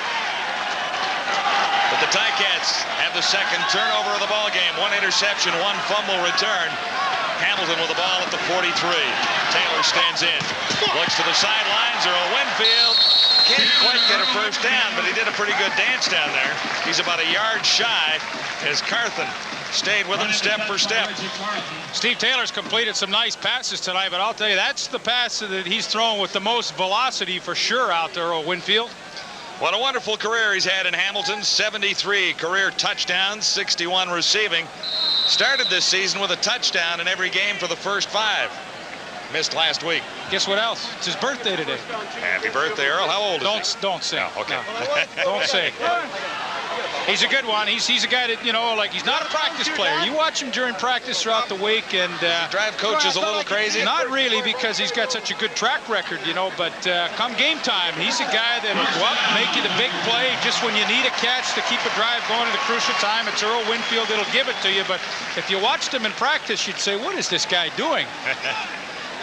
I thought he might have been a half a yard shy, but he did get the first down. It's okay to do that when you played for 9 years and have his credibility. When you're a young guy, you better not try that. Even in first down so far as the Ticats have one at the 53. Shuffled ahead for Kalen Hall, and he's close to another Hamilton first down. Ron Perry made the tackle with 1:58 to go till halftime. And John, this is what you do to a front 4 that likes to get upfield in a hurry. Look at Reggie Rogers right here. Here comes Savage. You know, they just let these guys get upfield, and then it's the old shovel pass, and before they know it, the running backs right by them. They don't even see him. See the spin by Rogers. He had no idea where the football is, and that's how you slow down a front 4. Now at the Shreveport 47. Taylor takes it from the shotgun and looks for Winfield deep. Missed him by a couple of yards. Reggie Carthen was covering on Winfield that time. Carthen had 6 interceptions in his final year at Montana State. Well, Reggie Carthon really hasn't been intimidated by Earl Winfield tonight. Watch how he sneaks that right arm in there, just kind of shading him to the outside, just that subtle push. And Winfield, he couldn't have gotten to the football anyway, but Carthon right with him, step for step. Well, Carthon's a rookie, so he wouldn't have seen all the facts on Earl Winfield, perhaps. He doesn't know about him. He doesn't know. Sometimes that's better. Sometimes it is. I don't want to know about a guy's great reputation. I have no chance of being intimidated. 2nd and 10 with 1:46 till halftime. Taylor in trouble. Now he spots a little running room and puts his head down. Sheldon slowed him down, and held him short of a first down. Taylor will remember this night. He's been in a ball game already. You know, Shreveport saw that Hamilton had trouble with the stunts last week. Watch as Savage works to the inside. Here comes Reggie Roger on the loop to the outside, and he's the one that gets the initial pressure on Taylor. But, you know, hey, Shreveport's not foolish. When they see a team's had trouble blocking this kind of thing, and, you know, Hamilton wants to man block it, they don't bump off that pass blocking, and that's a tough one for the guard to stay with Rogers all the way around on that loop. 5 yards shy of a first down as Patton gets his ribs looked at on the Shreveport bench. Osbaldiston will try one from 49. And he had trouble with a kick of this length in warm-up. Markers are down, and it's wide. You know, if he... Well, it's going to be called against Hamilton, and this is definitely then going to be out of his range. He couldn't make one from 49 in the warm-up into the gentle wind, which is in his face. Longest on the season was last week against the Argos at 50 yards, but now they'll march back a little bit here. Well, you see now they have to punt football. That's taken him out of a chance for 3, although he didn't make that kick. Hamilton, number 3. 10-yard penalty. 3rd down, repeat it. Boy, you look at the game and the little subtle things, you know, that affect you. Time count on a field goal when you're at his max range, then you look back and it's those little things that just come back to haunt you. Well, maybe he won't feel so bad. He missed it anyway. He went through with it after the whistle. Osbaldiston, though, has been punting well. Basinger deep for the Pirates. Well, they better watch their protection up the middle because that's where they've allowed a couple of guys to come free. Minute 10 to go till halftime. See, Lee Knight, 25. He's sneaking in there. They're not going to let anybody sneak up the gap now. The outside is a different story as Walker tried to get through, but he got it away. Basinger lost it. Now it's trickling down to the 5-yard line. Was a silly play, no yards called on Andrew Martin, who should know better. It was pretty easy to count off 5 yards when the ball was rolling along the 10-yard line. CFL Live, brought to you in part by 3M Canada, imagining the unthinkable and developing the unknown. That's 3M Innovation at Work.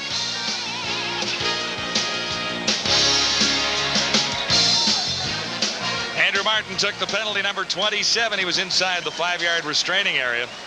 Well, you know, sometimes an import player comes up here, has never been exposed to that rule of giving 5 yards on the punt return. But Andrew Martin's a young Canadian. I mean, he's grown up with that kind of a rule. And, you know, when that ball starts rolling around, goodness, give the guy 5 yards. This is a silly penalty. No yards. Hamilton, number 27, 5-yard penalty, first down. It only costs a 5. I mean, look at this right here. I mean, hey, that's like 1.5 yards at best. I mean, Andrew Martin, you know, the guy's not going anywhere. You might as well get back. He's lucky it only cost him 5 because normally that's 15. But must have the referee obviously decided that was unintentional. I'm not so sure about that. He made a silly mistake, so it only cost 5. 1st and 10 with a minute 1 to go. Pirates beginning at the 12. Junior Smith got the call. And he's out to the 15. Michael O'Shea is there again. Number 59 for the Tiger Cats. 6 tackles last week against the Argos for Michael O'Shea. 31 carries and 115 yards for Junior Smith. Has the 1 touchdown tonight on a block punt. 3 yards for Smith that time. It is 2nd and 7. 42 seconds till halftime. Tolliver takes the direct snap and hands out for Bradford. Sam Rogers made the tackle, number 31. And Sam Harrison. Rogers has had a solid season for the Tiger Cats. First down for the Pirates on their... Well, one of the changes Shreveport made early in the year was to get Norman Bradford in as the fullback, and their offense has functioned a lot better when they've had a fullback than lead block, and he runs the occasional draw. They've really improved with that addition. And up for the first down, but time ticks away on the Pirates. Junior Smith again, and he ran right into one of his blockers. Sean Smith caught up to Junior that time and got him from behind. 10 seconds till the half. Leaf. 5, 2nd and 5. Oh, you look at the Shreveport Pirates, it's not hard to figure out a lot of times why they've only won 2 games. You know, the defense has just been on the field far too much this year and given up so many points. There you see it, a lot more than the Tiger Cat defense has. Of course, Tiger Cat defense at 3-3 hasn't been on nearly as much. This should be the last play of the opening half as Tolliver goes down. And the Tiger Cats will head to the dressing room down by a point to the visiting Shreveport Pirates. Not a bad first half. It's been close. Second half just ahead. But right now, McDonald's halftime show with Darren Detition. McDonald's halftime, presented by your local McDonald's restaurant. Here's Darren Detition. Welcome to, you know, Steve Taylor really got popped a couple of times in the first half, but he's hanging in there. Hey, John and Leif. Well, I thought he looked a little wonky when he came onto the field after the first hit, but he settled down late in the second quarter. Interesting football game, Leif, when you look at the way both offenses took control early and both scored touchdowns on the first possessions. Well, both offenses looked terrific in that first quarter. Only 3 possessions by both teams total. But, you know, the defenses slowly seem to adjust. And what they did, both Shreveport and Hamilton, they only rushed 4 guys most of the time, dropped 8 off in pass coverage. So now, if you're Tolliver and Steve Taylor, both had pretty good halves, you have to say, hey, I got to start working underneath that defense, dump the ball, bring those guys up, the linebackers up, then I can go back to going over the top again. And that's the adjustment they're both going to have to make. All right, when you look at this, the special teams touchdown by Junior Smith is really the margin of the lead for the Shreveport Pirates right now. Do you think it'll be special teams to decide this thing? Well, if it is, I sure like Shreveport's chances. Robbie Keane, the punter, and Bjorn Nitmo, the field goal kicker, are without question better than what Hamilton's got in Osbaldiston. But, you see that Junior Smith touchdown on the punt, and for a team sometimes you can say, oh, geez, here we go. To give up one like that is devastating. But, to Hamilton's credit, they fought back, and that's a pretty good field position, got a field goal and fought their way back in. And, I expect to see a good first half, and I expect to see even more good hits from both these tough defenses. 1-point ball game as it stands right now at Ivor Wynn in Hamilton, and full moon is out tonight here over the Steel City as we send you back to CFL Control. Thanks very much, John and Leif. We'll see who the full moon favors. Stay tuned. Second half in a moment. Because you wear them till their tongues hang out, Micotin penetrates the skin to kill athlete's foot. Here's how it looks at halftime. First downs dead even. Turnovers favor the Tiger Cats. Time of possession does as well. But on the scoreboard, it's the Pirates with a 1-point advantage as we head to the second half at Ivor Wynn tonight. No, it's interesting, John, those 2 turnovers. I'm sure Forrest Gregg had a chat with Joe Barnes at halftime, who I met downstairs and had a brief chat with. And he said to me, hey, was that a Walker fumble, and was that not interference on Carter's interception? Good questions, Joe. I said, yeah, you may have a case there. So I'm sure he mentioned that to Forrest Gregg, which will elevate the blood pressure just a touch. And Don Southern trying to turn his team around after a couple of iffy weeks. They did win against the Argos last week, but 3 missed field goals by the Argos, and Don Southern was considering that he did have a little bit of a gift from Toronto last week, but a win's a win, and the Ticats are dead even on the season at 3-3, and close in this ball game, just 1 point down to the Shreveport Pirates.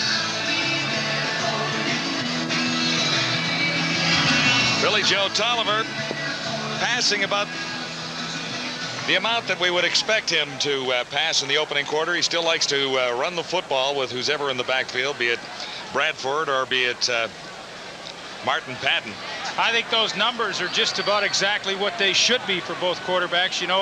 Taylor should be able to throw the ball 35 to 40 times a game and lead his team that way. And for Tolliver, in the 20 to 25 range is what he's capable of right now. So both quarterbacks are really on target with what their abilities will let them do.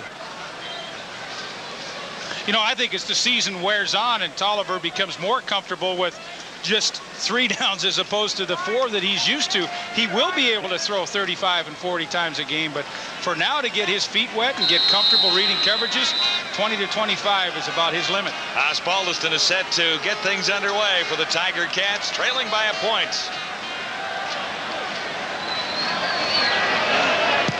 Second half kickoff. Headed for Freeman Basinger, takes it on the run, but there was nowhere to go after that.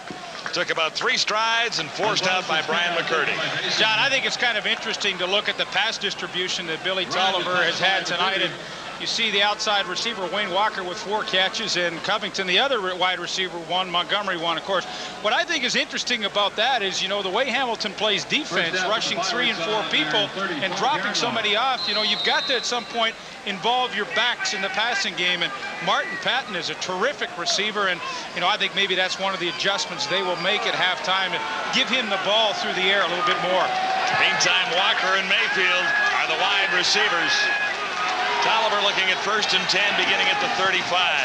Junior Smith gets the call. A little room to the outside, and 2 Tiger Cats met him over there, led by Don Robinson, number 16. Don Southern's defense has only 1 player remaining from when he took over this team about 1 year ago, and that player is Michael O'Shea. Boy, Donnell Johnson, a 300-pound-plus tackle. Look at the block here on Samuel Hairston, 92, the defensive end. You wonder why you have success when you get blocking at the point of attack like that. I mean, it's easy for a running back like Junior Smith to get some momentum, and Johnson just hammered old Hairston that time. Gain is 5. 2nd and 5, just shy of the 40. Tolliver operates from the shotgun. Unloads in a hurry for Montgomery over the middle. He hangs on with 4 Ticats all around, and he'll have the first down.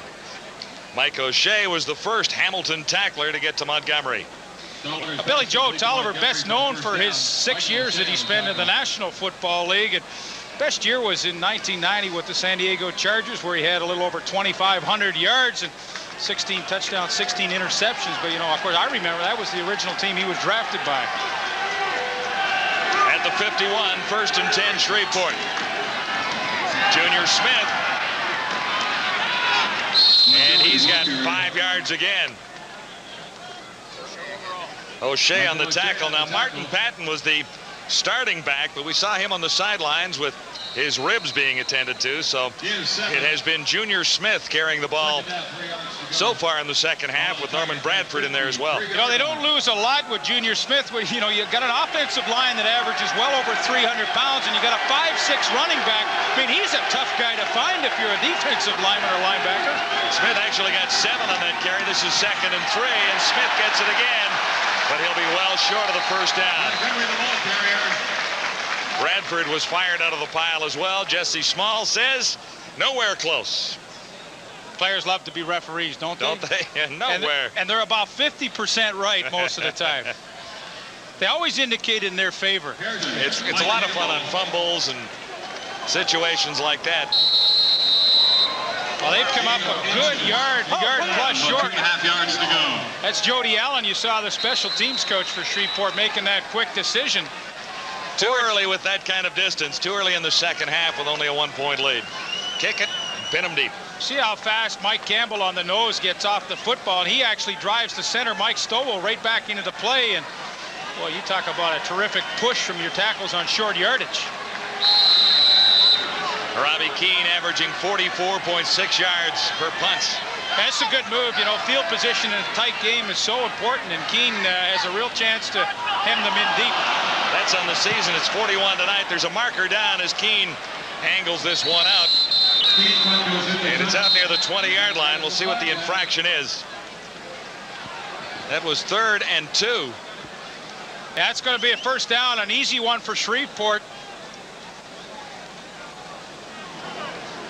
No question. Dean Noel, the outside guy, came for Hamilton, came early, got caught in the neutral zone, and, well, you look at little tiny mistakes that may add up. This is a freebie first down. Free first down here for the Pirates, and it could lead to a score one way or the other. Offside. Hamilton, number 29, 5-yard penalty. First down, Shreveport. Now, these are the silly mistakes that just drive coaches crazy. Look at Dean Noel up at the top. You know, all you have to do is look inside to that football, and, you know, he's not even looking. That's what you're taught. Look at that football. Hey, when it moves and snaps, you can go, but, well, you know, these are the little things that kill you. Even without a first down, the Pirates may get a shot at 3. But right now they're looking at 1st and 10, and here's Junior Smith. About 3 yards met by Michael O'Shea, number 59. Michael O'Shea with the tackle. Gotta love the way this guy plays football. An Eastern All-Star in 1994, 3rd year.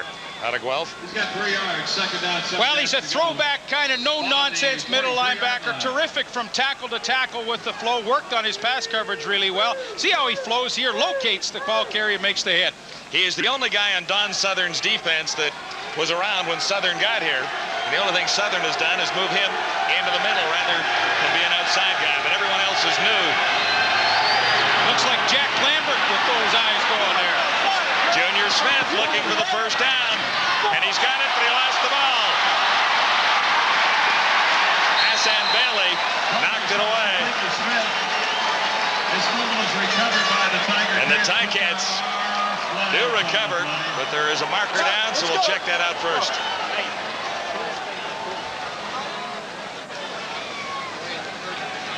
McCurdy coming up with the fumble, sharing the safety duties with Rob Hitchcock.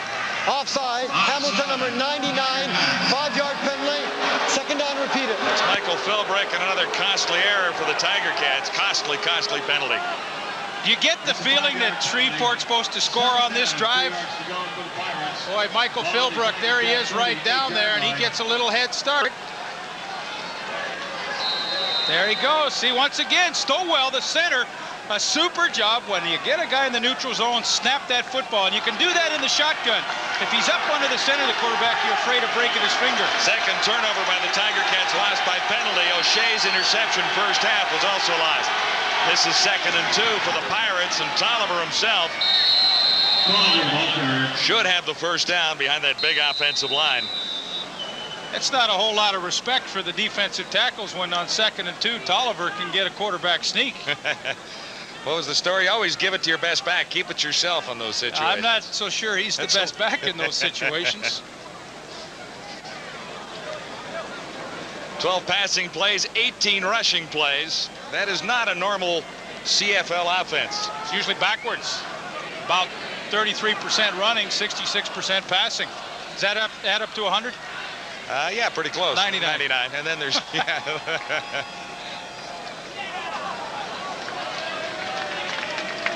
So less than a yard to go.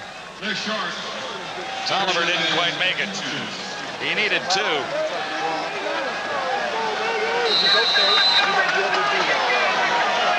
But it's really 3rd down and inches right now. So all the Pirates really have to do is stay onside, and Tolliver powers his way for the first down with no question about it this time across the 35. And O'Shea was there to stop the Shreveport quarterback. Well, you sure know Forrest Gregg loves to get that running game going as a Hall of Fame and all-pro former guard himself. But last week they had a good week, and now they're building on that. We're only in the 3rd quarter with 85. This team, you know, gets over 100 as a team. You know, they're well on their way to having a good night. But on average, it's less than 100, and perhaps that explains the 2-5 record. 1st and 10, Pirates at the Ticat 33.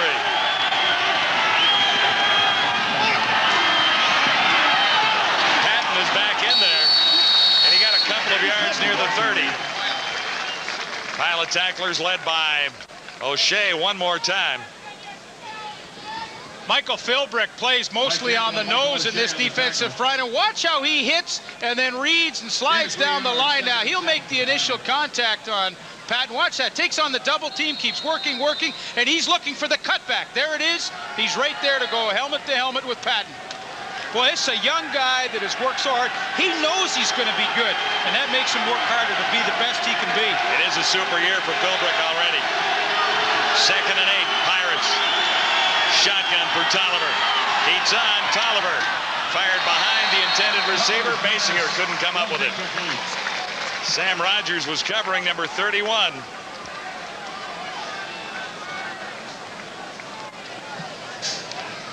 So the Pirates will settle for a field goal try as Nitmo comes on. I'm ready.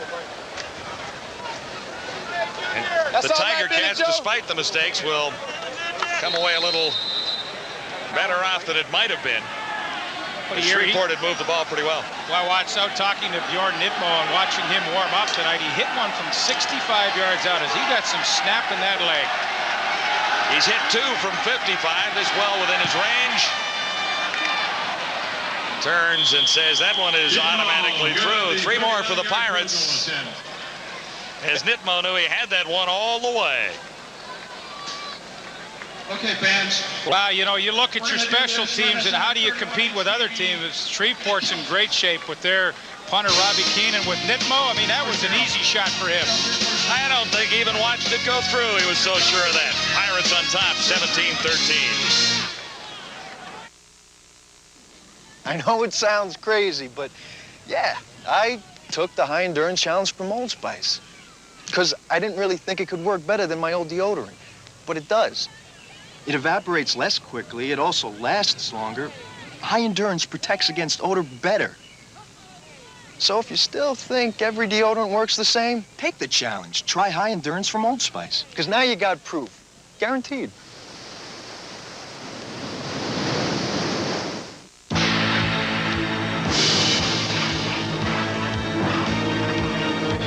Elvis Stoico goes for the big one and gets the jump-on taste. The taste of McCain Frozen Punch. Year-round thirst-quenching taste like grape, orange, and McCain Fruit Punch. Made with real fruit juices for real fruit taste. That makes McCain the punch of champions like Elvis Stoico. Get the jump-on taste. The real fruit taste of McCain Frozen Punch. Go for McCain. Get the jump-on taste. Billy Joe Tolliver and the Shreveport Pirates on top by 4 at 17-13, early third quarter. We're halfway through the third quarter. Pirates held out of the ball for a long time to drive for the field goal. Beginning at the 35, 11 plays to cover 44 yards. On the left side, you know. Hey, Tyler, go down there. Tyler, go down there and talk. All these people coming with all these gadgets on and shit. I don't know. Billy Joe having a little problem with the telephone there. Steve Taylor gets his hands on the football for the first time in the second half. Ticats beginning at the 35 after giving up the field goal. Taylor play action. To his right, looks deep for Winfield. He was behind the cover initially. It seemed to slow down. Incomplete. Nash was covering. 0-0 on number 1. Wow, this is the illusion of the zone coverage. Harold Nash has got the deep third. Now, Carthon's got the short flat. Now, unless somebody shows up, he's going to stay with Winfield. Now, look, Steve Taylor's thinking, hey, they've blown the coverage. But no, Harold Nash, he's coming back from his inside halfback. He was reading it all the way, and Taylor's lucky he didn't get that one picked off. He misread the coverage. Larry Thompson to the near side. Earl Winfield to the far side of the field on 2nd and 10 Ticats. Hamilton 35. Markers are down as Taylor throws to an open man.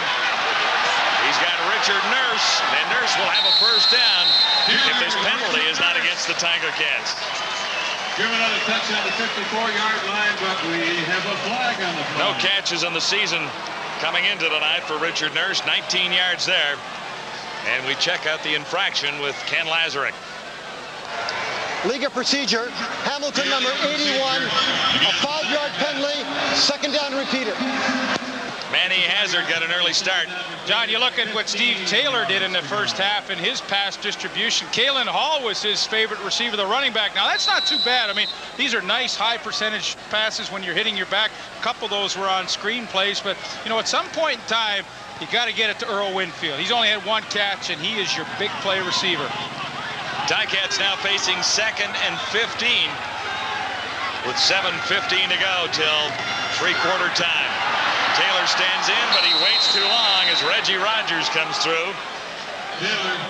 17 tackles coming into the game, 1 sack, make it 2 for Reggie Rogers. Yeah, and you know what? When you're having success with a certain stunt, here goes Old Savage inside Reggie Rogers. And if Hamilton is going to man block this and not slide protection out, see, here, if you want to man block it, you're in trouble. They should slide that thing. I mean, that's tough for the guard, Blaine Schmidt, to have to go all the way with Rogers. Slide is, hey, you gauge your man, and then when he goes out on the stunt, you let him go and the tackle picks him up. Couple of sacks for the Pirates. Yeah, both by Reggie Rogers on the same play. So here's where, as an offensive line, you better have a meeting on the sidelines and sort that one out. Osbaldiston not deep. Basinger Won't have a play at midfield, but look where the Pirates begin. On the Ticats side of the 55. You're watching CFL Live from Hamilton. Started off delivery driver, and from driver to snow shoveler to printer, now big entrepreneur guy about town. My business advantage is our technology, and technology comes at a cost. It's important that I have a saving. The Advantage plan definitely gives me a saving. It says total Advantage savings, 56%. The money we save goes toward new technology, and that's what's given us our advantage over our competition. To make it as a special at Swiss Chalet, a meal really has to measure up. Take our half-side rib special. For a short time, enjoy our barbecued ribs with maple-flavored baked beans, creamy coleslaw, and a choice side that right now includes our special seasoned curly fries, all with warm garlic bread. But not until the price is this light are we ready to offer it to you. The half-side rib special, just $6.95. So come on in. We've tipped the scales in your favor. Welcome back to CFL Control. Make sure you stay tuned to the TSN Sports Network. Following this football game, we will have a preview of the upcoming American Bowl. The guests include John Madden, Jerry Jones, Marv Levy. That's all on Inside Sports following tonight's contest. Let's head back to Ivor Wynn. We got ourselves a real good football game. John and Leif? It's a good ball game, but it seems to be slipping away from the Tiger Cats right now, trailing 17-13. And the third quarter has not been kind to Hamilton so far in 1995, Leif. Yeah, but the good news is if they can weather the storm, the fourth quarter is their best quarter, and it's Shreveport's worst. So, hey, they're only 4 points behind. There you see. So they can weather the storm here. You know, Don Southern's chances increase in a hurry based on history. From the 53, Pirates 1st and 10. Oliver, a little play action. Looks to the near side, and he's got a catch. Curtis Mayfield sliding across from his outside receiver spot. His first catch of the ball game. Yeah, when you're throwing the hooks to your wideouts, now here's Mayfield out here running the hook, but this is the guy you read. When he goes straight back, you know you're going to have a nice lane to go outside on the hook. There it is. You got the guy in the flat. That's a big hole to throw into it. Mayfield does a nice job to get there. Another first down, now at the 38.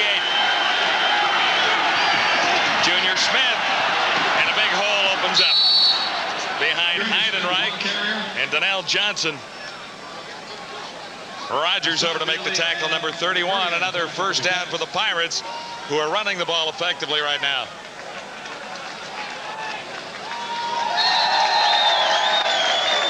.104 yards rushing in his senior year at East Carolina. Junior Smith, he's been the busiest back so far tonight.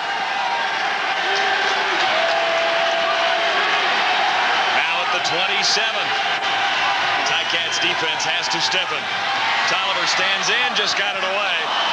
He was bothered a little bit looking for Mayfield. And had he been on target, Sean Smith, the outside weak side linebacker, was sliding out that way, and he really would have had the interception. Well, that's one of those ones where here's Mayfield. He's running the little slant post, and had this ball been on target, you watch number 95 come in the screen from your left. He's the weak side linebacker. He's working out there, and he would have had it for sure. Injured Ticat is Brian McCurdy. Started as the backup safety, but he's seen some action in behind Rob Hitchcock. We'll be back to Ivor Wynn and Hamilton, where the Pirates lead by 4.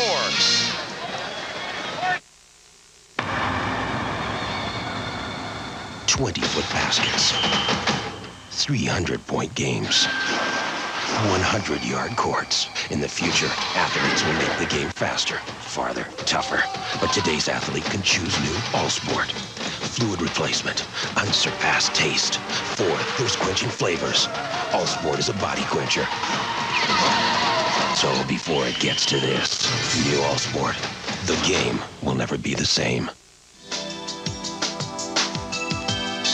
Tonight's event is brought to you in part by Trojan Condoms. Medium deep on 2. Ready? Right. Red 2. Red 2. Ready, 2.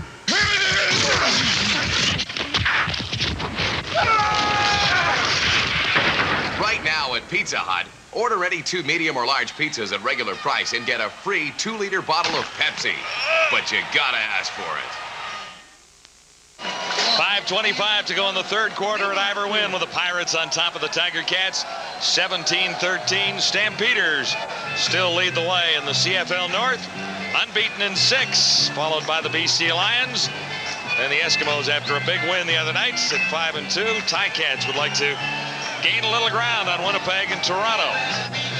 In the South, Baltimore being chased by San Antonio. Birmingham at 3-3, but the Pirates, with a couple of wins in their last 3 games, still have an opportunity to gain some ground on the Mad Dogs. Well, with Baltimore's loss in Calgary last week and San Antonio's win brought Baltimore back into the pack a little bit more when they were kind of out in front by a good bit. 2nd and 10, Pirates. Tolliver operating from the shotgun. Intercepted. Michael O'Shea. Olukafazo, I should say, number 58. Cafazo batted it into his hand. Cafazo in for Philbrick. Luke Cafazo, who's the 5th defensive lineman in this scheme of things, said, hey, listen, there's no substitute for intelligence. Watch as he comes upfield. He can't get the penetration. All of a sudden, something clicks in and he says, hey, they're trying to run the screen. I saw the back just sneak out past me. He backs off and gets the hand out, and look what happens. The interception, you know, like all of a sudden it kicked in and he said, I know what they're trying to do, and what a play he makes. Big turnover for the Ticats. The Pirates were threatening. Hamilton takes over at the 39. Steve Taylor trying to buy a little time. He may not get away. He does from that rush. Into the middle and too low for Richard Nurse. A long run for Steve Taylor. And how about Luke Cafazo in for a couple of plays, and he's in the right spot at exactly the right moment. Batted it from one hand to the other and made the interception. Well, you know, it's something when you feel that running back as a defensive lineman just kind of try and take you on half-heartedly and then release out, something clicks in, boom. They're trying to run a screen, and what a great interception that was for him. 2nd and 10, Tiger Cats at the 39.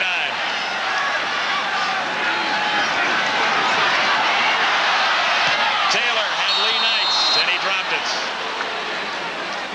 Bounced right out of his hands. Well, Lee Knight doesn't do that too often. In fact, he's got a tremendous average receiving this year for a fullback, over 16 yards a catch. Shreveport made a subtle adjustment on defense tonight. They brought strong safety Anthony Shelton up, who's playing the strong side linebacker, just to cover this fullback who's caught a lot of balls, 14 coming into tonight. And he plays as the number 3 receiver, so that's a good matchup actually for Shreveport. You get a strong safety on the fullback. There's Anthony Shelton. Started the season as the middle safety, now moved up to linebacker. You know, he's 195 pounds. He's got enough strength to do that. Osbaldiston had one block. This time he's down.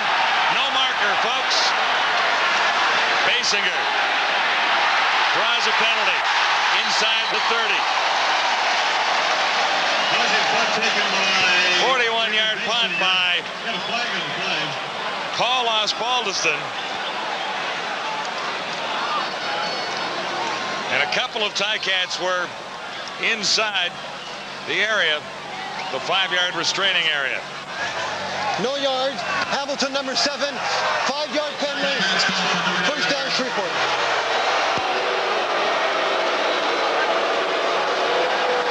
Look how close Osbaldiston was to getting this blocked. First down, Pirates on their 35-yard line. Well, that's a pretty good acting job. He went right through the, he kicked the field goal. He went right through the legs there. Now see, when Basinger makes an attempt coming up right here, well, see, Bailey's trying to backpedal. It's number 7, Hassan Bailey, to get out of there. That's a good call. Hate the rule, hate the no yards. Get rid of it. From the 35, another marker down as Bradford carries. Norman Bradford. Bailey was the first Tie-Cat on the tackle. Well, as a coach who's really brought a lot of discipline to this team, I mean, Don Southern can't be too happy with this tonight. 9 penalties, and, you know, a lot of them have been of the mental variety, that jumping offside, especially the one on the punt. Holding, Shreveport, number 58, 10-yard penalty, first down repeated. Yeah, it's going the other way. No reason to frown for Don Southern.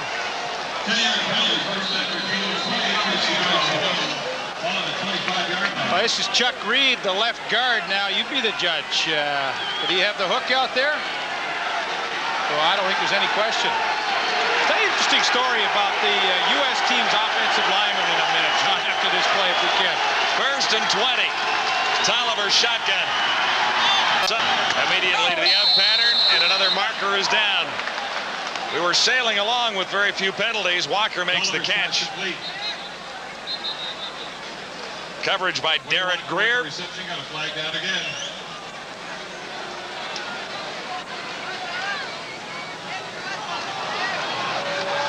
this is coming back. This one will be against the Tiger Cats to even things up a bit.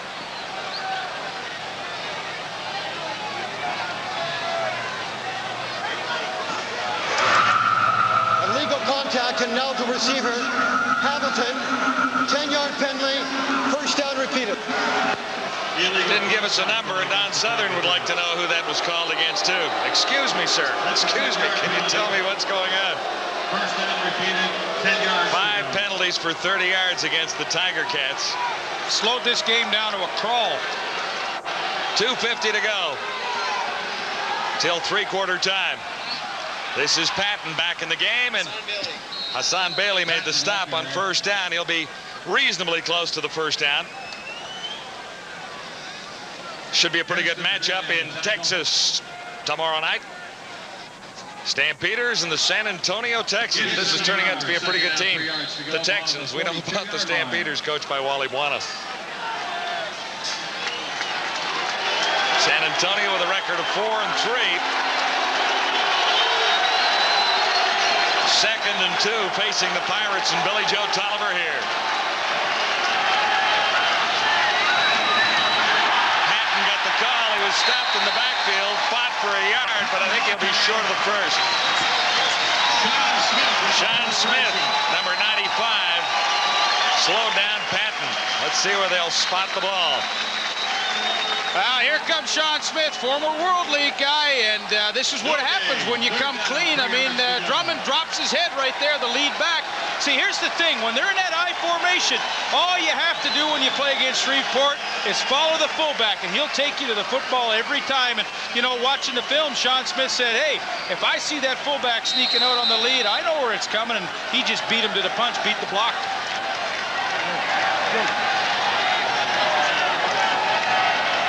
Shreveport, that's, you know, we talked about this early in the game. They give you some strong tendencies on offense, and as a defense, you know, you have to pick up on those and react. Sean Smith did a nice job.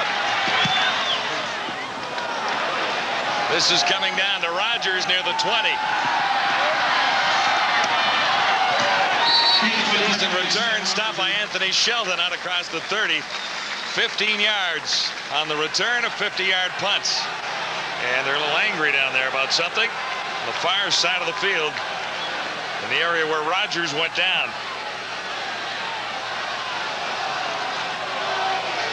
11 of 21 for 108, Steve Taylor. Hot starts. He has struggled a little bit in the third quarter. But as they say in Tiger Cat Town, the fourth quarter belongs to Hamilton, right? 1:17 remaining third. Jumped across one, and Shelton was there to make the tackle, number 23. And that's why Anthony Shelton can be that converted middle safety and play up at the linebacker. You know, he had 4 years with the San Diego Chargers where he was a strong safety in their scheme of things. So, I mean, that's a guy that can come up and play the run and take on the odd lineman, and he made the play there. Gain is 3. This is 2nd and 7. Shelton looks on. Short of the first down. Catch is made by Richard Nurse, and the hit provided by Reggie Carthon. Well, I'll tell you what, Shreveport secondary has been eating up Taylor on second down. Reggie Carthon, he gives that false read back here like it's man, and then he comes up and he has the short flat. Watch the play he makes here. Like, hey, that's the false read right there. Boom. He leaves that guy, goes in on Richard Nurse, makes the tackle, well short of the first down. Now, for some reason, Hamilton hasn't figured out to the short side of the field, they're playing that roll-up cloud or cut coverage that teams like to call it. And Carthon, that's the second good play he's made in that coverage. Osbaldiston set to kick it away with 25 seconds remaining third quarter. Basinger, one of two, return man, set for the Pirates. It's Basinger. Chase back to the 20. Another no yards. Basinger is playing that extremely well. The Tiger Cats are being pretty silly about it. Just a 2-yard return after a 45-yard punt, but then they'll tack a little on because Basinger set the Tiger Cats up again. A tough quarter for Steve Taylor. First half, things running pretty smoothly, and now all of a sudden, you know, he's grinded to a halt here. Only 4 seconds to go. I guess the good news, John, is that the fourth quarter is their quarter, so hey, get this one over with, and maybe we can look to better things. Don Southern, see him sending in 6 signals. He's a defensive specialist, although he is the head coach. He has tremendous input with the defense. Only a 4-point ball game. Ticats have lots of time. Here's Tolliver on first down. And Bradford in the open. Should have made the catch. Maybe you heard Rogers' footsteps there. That'll be the end of the third quarter. Ticats didn't have a first down in the third quarter. They're down by 4 points on CFL Live as we send you back to Darren Detition.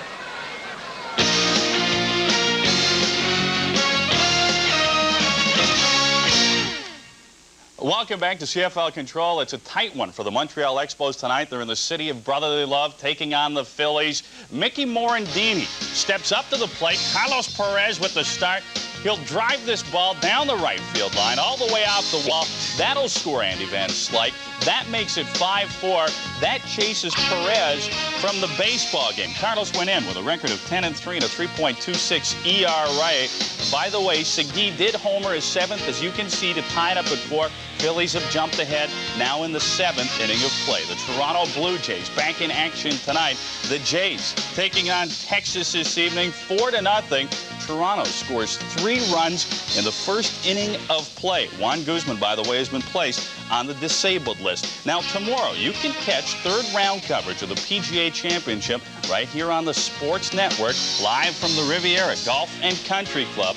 Mark O'Meara and Ernie Els both sitting at 11 under par. You know, the Shreveport Pirates defense is playing very, very tight tonight. In their last 3 games, which included the Stamps, they're only giving up 18 points per contest, which in this league isn't too bad. Let's go back to John and Leif. Right, Darren, their offense has sputtered a little bit tonight, though, compared to last week against Winnipeg. Only 17 points on the board.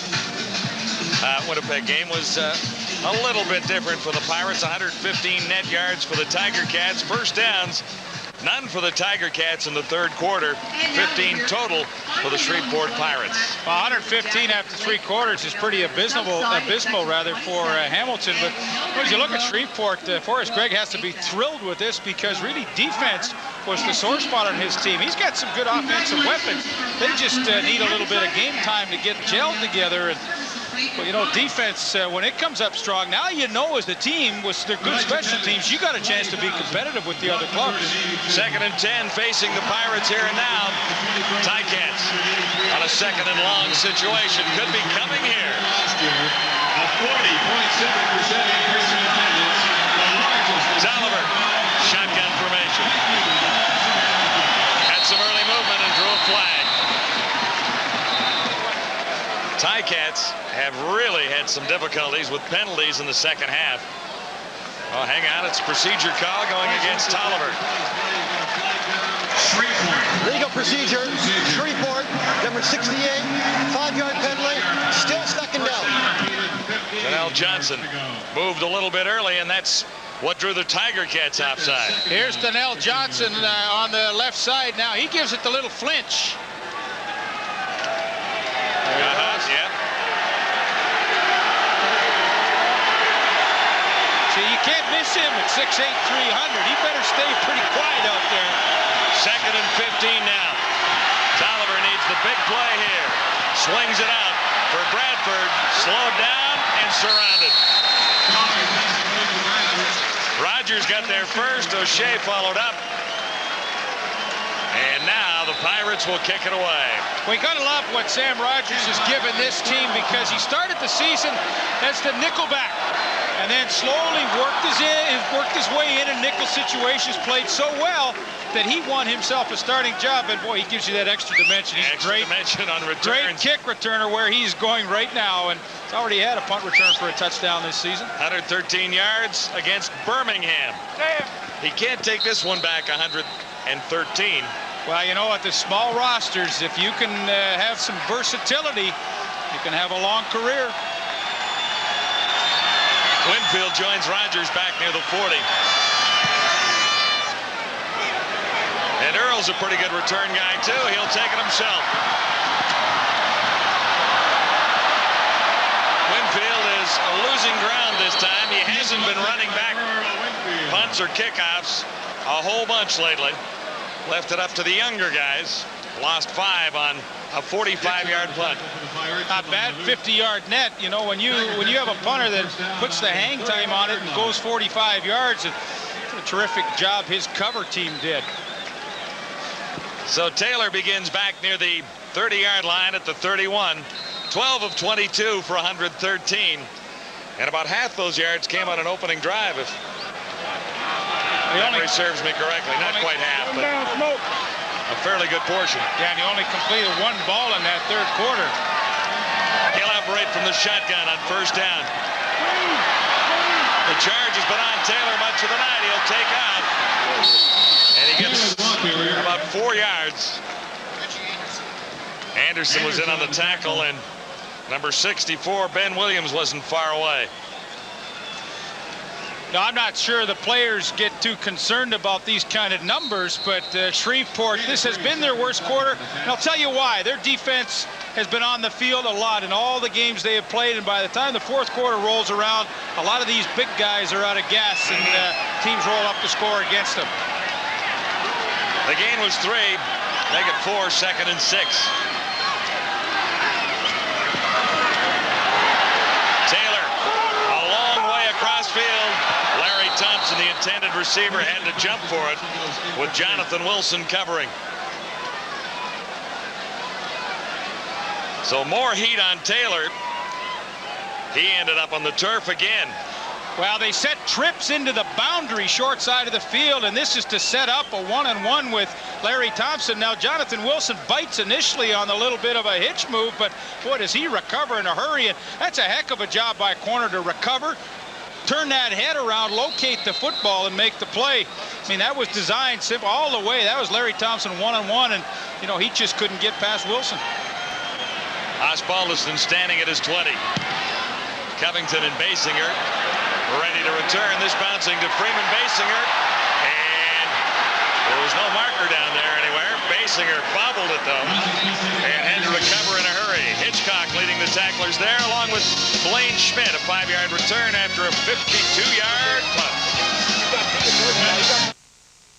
For the game. Rob Clark, this is your Right Guard Sports Moment. Even under the most grueling conditions, Right Guard Sports Stick works to keep you dry, confident, and odor-free. Rob, come on, we're late. Right Guard Sports Stick, right there when you need it.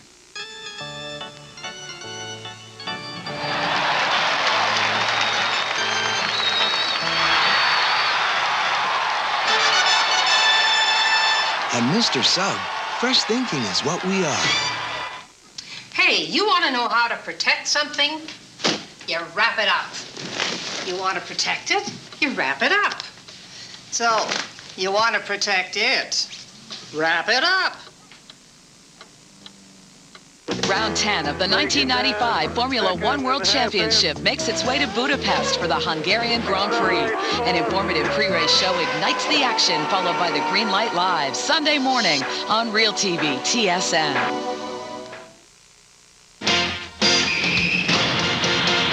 Tomorrow, we will take you to the Alamo Dome. Mike Saunders, the second leading rusher in the Canadian Football League, his 600 yards, his 5.2 yards per carry average on the line as they take on the #1 team in the league, the Stamps. Let's go back to Leaf and John. That's the story so far, and no scoring in the fourth quarter. With the Pirates on top of the Tiger Cats, 17-13, 12 minutes and 20 seconds remaining in the fourth quarter. 20,182 on hand at Iberwin tonight. They've done a great job in Hamilton, turning things around and getting a few more fans in the seats. For the most part, a little better football team has done part of that, but an aggressive marketing campaign helped out too. Now the Ticats need a couple of wins, and one at home would help. Pirates have a 1st and 10 beginning at the 28. Tolliver with time, and he has Basinger. First down, and Basinger adds an extra 5 yards. The safety, Rob Hitchcock, recovered to make the tackle on Freeman Basinger. Hitchcock really won a job on the Ticats secondary as a starter tonight with 8 special teams tackles. He's really been a force on special teams for the Tiger Cats. Eric Carter, the injured Tiger Cat. And cornerback Eric Carter is shaken up. Shreveport with too many first downs for the Tiger Cats. Yeah, John, when you look at that kind of a number, you have to say to yourself, what a job the Ticat defense has done to keep it to only 4-point deficit here in the fourth quarter. Eric Carter, the left corner. We'll see if we can figure out what happened to him. Well, you know what? They can't afford to lose Eric Carter. You know, mentioned in the first half, he's having an all-star kind of season. Had an interception tonight, his 5th already in 7 games. And, you know, that's just contact his own man. Looked like Ron Hitchcock ran into him. Carter had a 102-yard interception return against Edmonton. He is the 3rd leading Tiger Cat tackler, and right now he's down. Don Southern worried about that. 17-13 at Iberwin.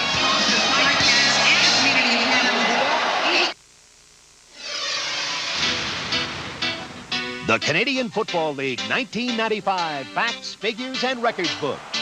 It's your source for the landmark play, the vital stats, the award-winning players, the complete rules, and the outstanding performances all the way to the Grey Cup. To order your copy, call 1-800-667-1251.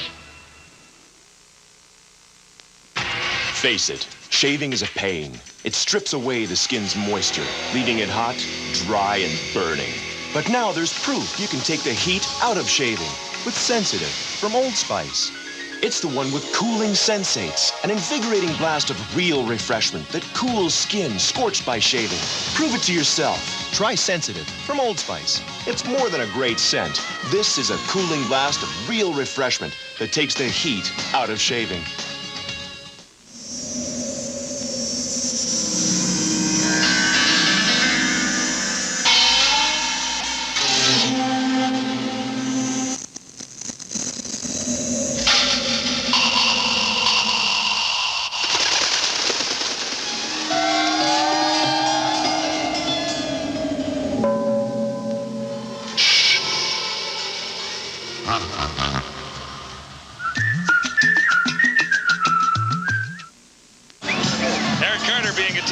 Sidelines by Dr. Levy.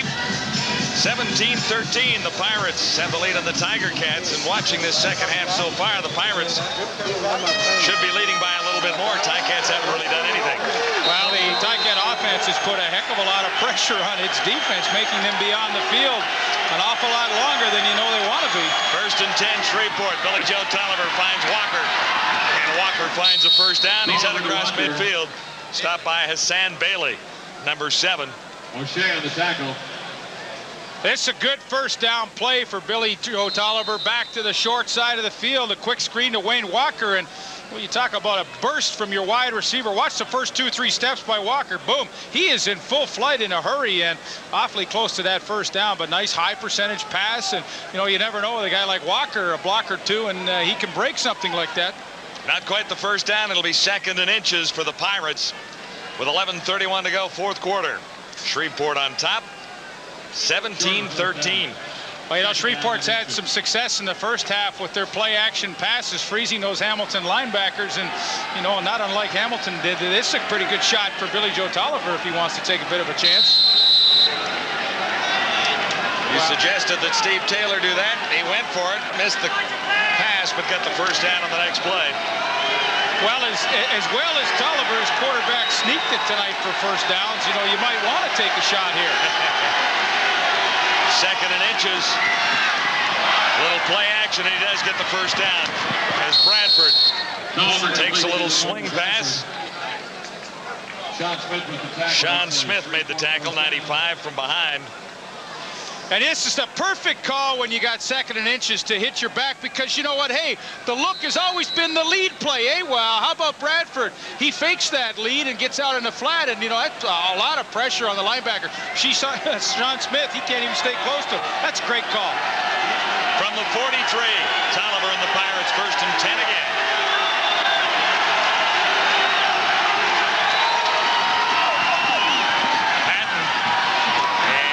To be about halfway to a first down into a pile of Tiger Cat tacklers. Jesse Small is in the middle of that, 97. Well, you look at the week Martin Patton had against Winnipeg, his 5 touchdowns. You know, look at that. The most points in one game. He only was 1 touchdown behind the leader in that department. Pretty nice accomplishment. 8 on the season total for him. He did tie the league record for 5 touchdowns in a single game. 2nd and 5. Play action again as Tolliver freezes the linebackers and has Wayne Walker inside the 25 in front of Derek Greer.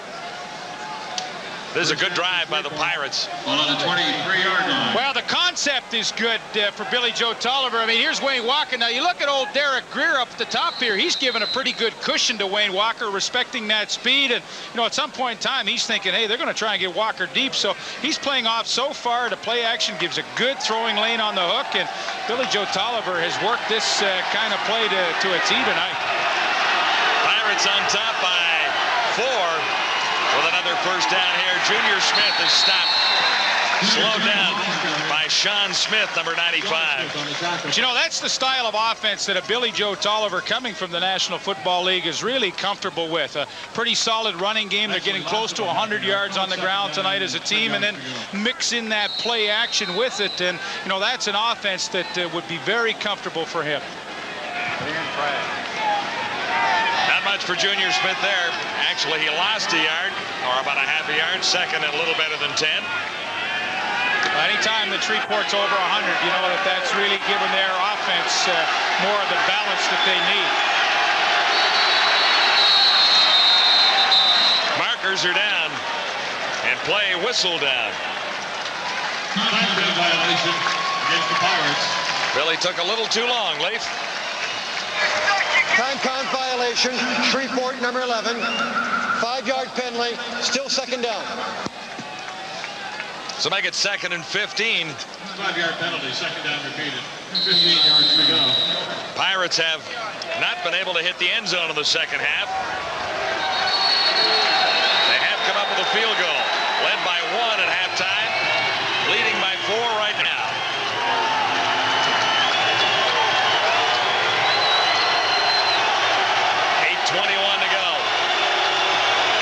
Quarter. Some adjustment being made to the time clock, I suppose.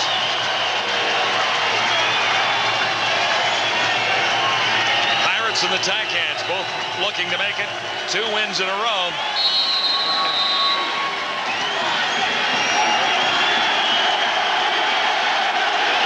Last 5 passes are complete for Billy Joe Tolliver. Used the play action well.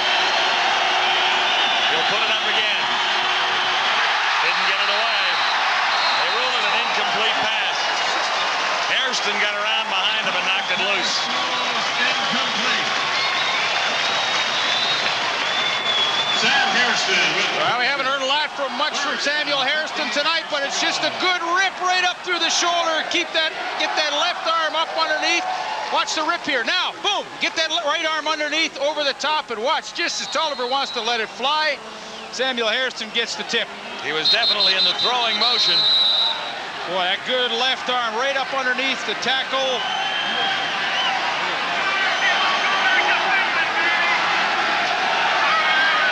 So Bjorn Nitmo has hit a couple from 55. Definitely within his range where they'll spot it here at the 35-yard line. You want to watch a kicker with a smooth stroke. Just have a look at Bjorn Nitmo here. Tell you what, Robbie Keane gives him the good hold every time as well.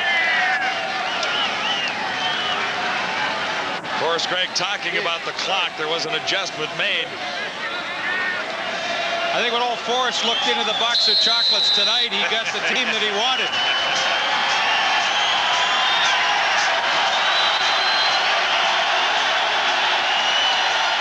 Keane to hold. Nitmo to kick from the 35. Up and good. So the Pirates add to their lead. 20-13 now. That's pretty pure stroke by Bjorn Nitmo. Have a look at the job Robbie Keane does, the punter.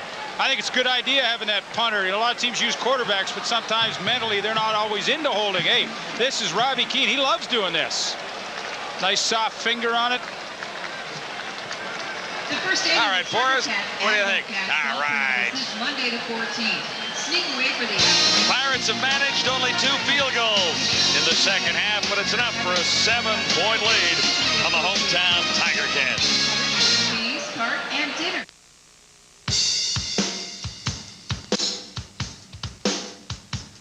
"115 years of tradition.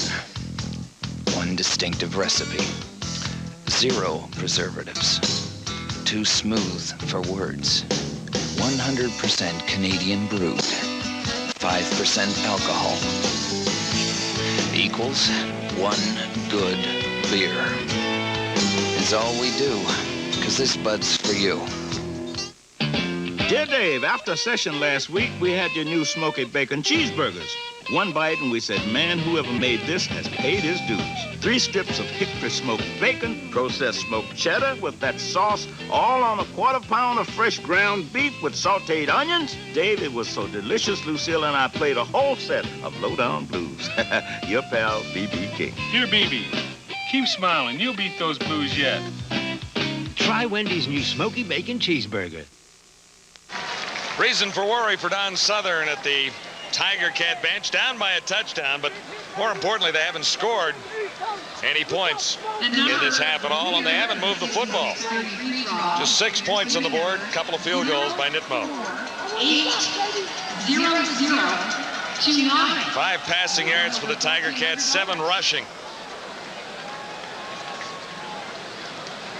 And Anthony Cavillo comes in to be the quarterback for Hamilton now. Well, you know, I think this is a pretty good switch at this point in time. It looked like Steve Taylor just had totally lost grasp of this game. And Cavillo, who's a terrific passer, you don't have the mobility with him, but there's no fear with him of throwing a lot of balls in a game, as you can see.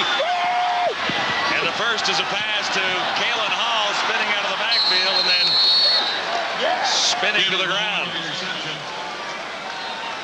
Cavillo came in and won the first 2 games of the season for the Tiger Cats when Steve Taylor was on the sideline. And one of the reasons why Steve Taylor got a chance to play is Cavillo, although he was throwing a lot of touchdown passes, 9 on the season, he was throwing too many interceptions. And Dieter Brock, his offensive coordinator there, said he just was having trouble reading coverages and putting us in some bad situations. But now it's his chance to win it. And he's in a bad situation now here at 2nd and 10, but he roars back and fires for Earl Winfield. Cavillo to Earl Winfield. Well, one thing Anthony Cavillo in a short period of time has figured out that Earl Winfield is the go-to guy in the receiving core of the Hamilton Tiger Cats, and all the way he's looking for him here, and Winfield moves back towards the pocket. Now, Shreveport said he didn't hang on to it. That looked like a pretty clean catch from here. Winfield's 2nd catch, but he's a yard shy of the first down. That's a pretty interesting situation for Don Southern. I mean, this is a team that really doesn't run the football all that well, and he goes gambling here with a good yard. On his own side of midfield, inside the Ticat 45.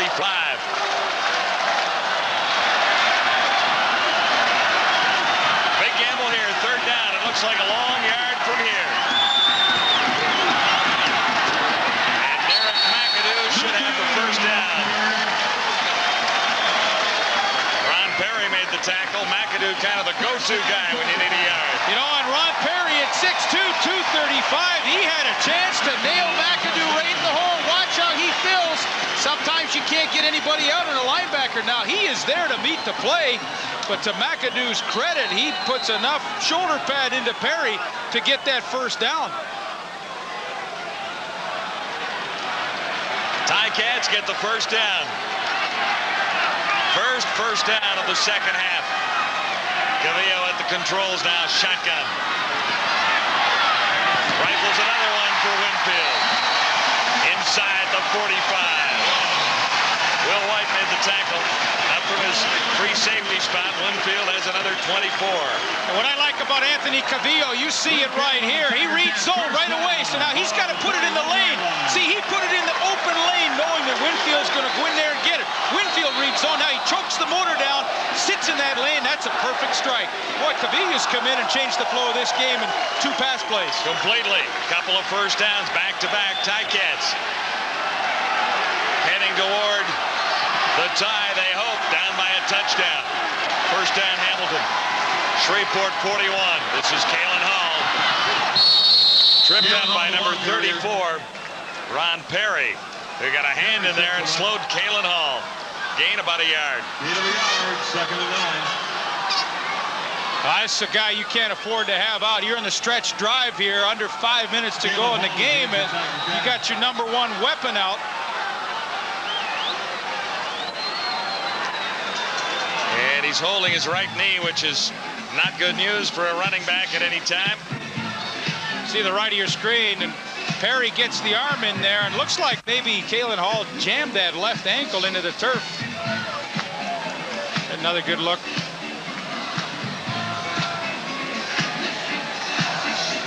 Took that right knee.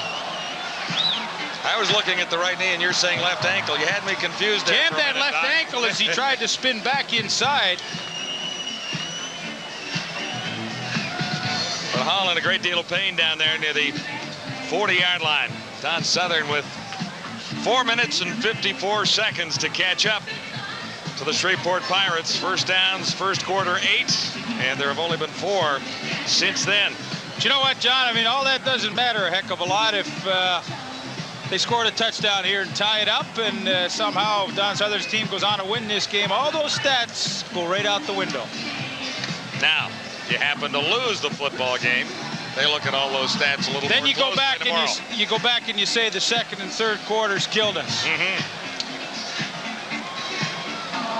Pretty good matchup on TSN tomorrow night with the Stamps in Texas, San Antonio to take on the Texans. That's a good one. Anthony McClanahan, a new young linebacker playing for Calgary last weekend, was so impressive. You watch for number 41 tomorrow afternoon. I'll tell you what, he is a trained killer. You know, I talked to Jim Eddy from the Dallas Cowboys this morning, and he had McClanahan a year ago, but, you know, he just kept getting hurt at the wrong times, and finally they couldn't count on him. But he told me, he said, this guy can play some football, and he looked pretty solid last week in Calgary's win over Baltimore. Ticats watch Kalen Hall go to the sidelines. They have a solid replacement in Derek McAdoo to send in there, a veteran CFLer. You know, it's not always a sure sign when a back goes off under his own steam with the knee injury, but looks like Kalen Hall might get back into this one. Ticats facing second and 9. The ball spotted right on the Shreveport 40. Big play here for Anthony Cavillo, who unloads, going deep to Winfield. He's got it. Touchdown! Now, I don't know what the officials are going to call it, because he definitely went out of bounds, came back into the field of play, and made the touchdown catch. So now, you wait and see. I don't see any penalties now. Officials aren't having a meeting, so he got away with one right there. Unless he was pushed out of bounds, right? If he was pushed out, that's right. He can come back in. Hey, but he was definitely out of bounds. No question. He's the big play guy. Can't see it from here, I don't believe. No, you can't see it from that angle, but Reggie Carthon gets sucked in, and Earl Winfield over the top with the big touchdown catch. Hey, the big play guy makes the big play when the game's on the line. 6th touchdown catch of the season for Earl Winfield. In fact, when Cavillo got into the ball game, Winfield saw some action. Now for the tie, here's Osbaldiston with Kerrigan to hold. We're all even at 20. 4:20 to go. Earl Winfield into the end zone. Well, you're going to get a great look at it here. Winfield up close with Carthon. Now, you be the judge. Carthon does the good job. He's got short coverage. Now, he pushes him out. I mean, hey, whoa. No doubt about that baby right there. But he gets back in, and the touchdown stands. Wasn't out by much, just about 3 yards. Oh, not much. But he was definitely forced out by the cover guy, Carthon. No markers down. Touchdown is A-OK with Tiger Cat fans. And with us, too, because we've got a tie ball game, and we're set for a big finish at Ivor Wynn in Hamilton. 40-yard touchdown reception. Anthony Cavillo for Earl Winfield. Yeah, you know, like for Earl, good for him. Didn't give up. He knows that if you're pushed out, you still can get back in and make the play. And, boy, he did. How about this on Cavillo? 4 for 4, 73 yards, and the touchdown. Winfield, 4 receptions for 93 yards and the touchdown. Only had 1 catch from Steve Taylor, the other quarterback. You know, I said it on that drive. As a young quarterback in his 2nd year, Anthony Cavillo, he learned in a hurry who the go-to guy was in his receiving corps. Well, as a young quarterback, you want to build your own confidence, too. Absolutely, and makes Don Southern look pretty good about that quarterbacking switch, although I suspect Dieter Brock, his offensive coordinator, had a bit of a say in that one, too. Taylor did get off to a good start and engineered a drive for a touchdown the first time he had his hands on the ball, and then engineered one for a field goal for a 10-0, or for the first 10 points of the ball game. So he got the first 10 points. Yeah, keep in mind now, you know, you're down to 4:20 to go in the game, and Billy Joe Tolliver has the luxury of having a kicker with one of the strongest legs in the league. And, you know, as he comes off the sidelines, you know, he knows that. And, you know, as a quarterback, to be able to rely on your field goal kicker when you get inside 50 yards makes a huge difference in your play selection. They're having trouble keeping the ball on the tee, so Osbaldiston asked Greer to hang on to it. You know why? They use new technique now. They turn that tee upside down to get the ball up a little higher. A little bit of a breeze behind this one as Basinger takes it at the 4. Got 1 block. He's out to the 30. 26-yard return for Freeman Basinger. And that's where the Pirates will begin. 6 plays to cover 75 yards and get the Ticats even. Winfield, a 40-yard reception from Anthony Cavillo. And that sets up the final 4-14 at Ivor Wynn in Hamilton. 10 points for the Tiger Cats in the first, 7 for the Tiger Cats in the fourth. And this game still needs a couple of points on the board, or we'll see overtime. Points in the fourth quarter. Tolliver beginning at the 30-yard line.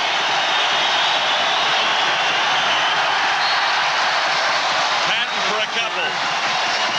Celebrating down there, number 92, Samuel Hairston. I think he had a little help. Had a little help from Mike O'Shea. You know, Mike O'Shea said, you know, he's seen this lead play so many times on film, and as soon as that fullback, Bradford, makes one move in the I formation, O'Shea's starting to flow that way.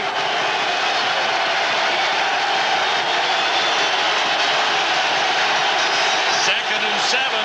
Big play for the Pirates with momentum shifting to the Tiger Cats. Will he go to Walker? Look there. Is it picked off by Greer? He's got the ball. Turnover. Ticats.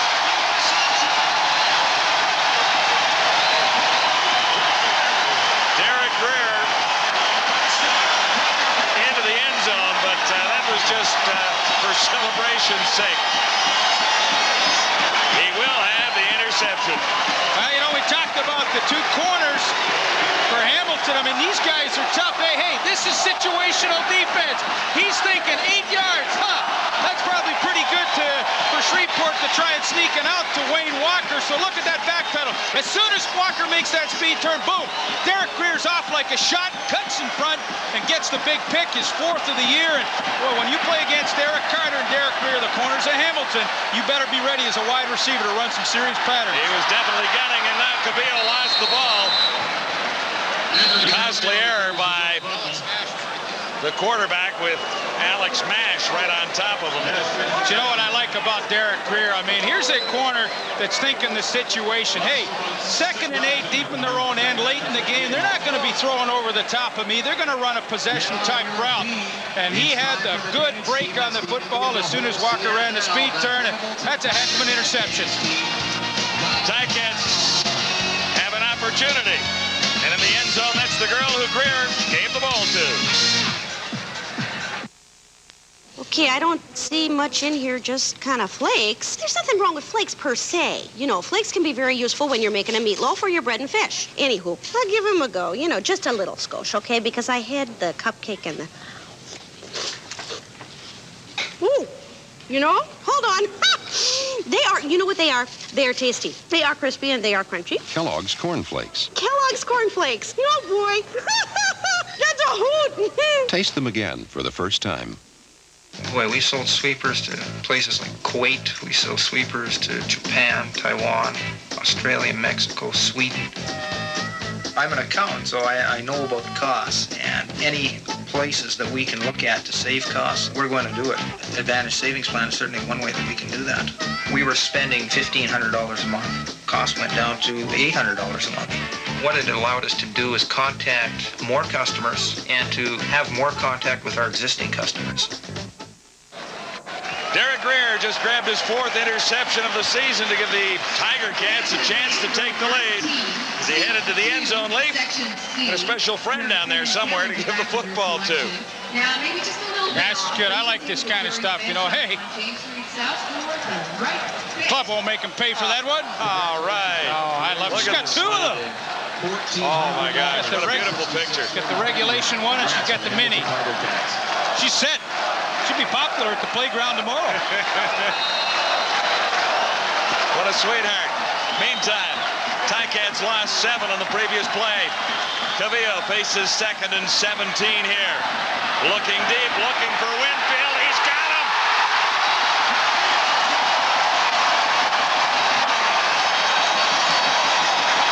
Oh, my gosh. What a smile. Did you see the look on Earl's face, Lee? Gotta love the way this guy plays the game. Well, you gotta love the way Anthony Cavillo has come in here and taken charge in a short period of time. And Harold Nash is supposed to get the outside help there with the corner. He just doesn't get over the top. And, you know, as a corner, Carthon's expecting some help in there, and he didn't get it. 44 yards. Cavillo to Winfield, down to the Shreveport 1. All even at 20. Forrest Gregg had the lead till moments ago. First and goal to go. Ticats at the Shreveport 1. The second man, McAdoo, not this time. Stacked up in the middle of the line. 2nd and goal. Rogers, Williams, Savage, Mash, pretty tough to run against at times. What this front 4 does is get really good penetration. You know, they submarine under and then get those heads back popped up. And what you're hoping for is that Reggie Anderson and Ron Perry, the 2 linebackers, can make the play over the top. How about Cavillo? Hot hand in the 4th quarter, you bet. 2nd and goal to go. Ticats at the 1. Cavillo! Touchdown!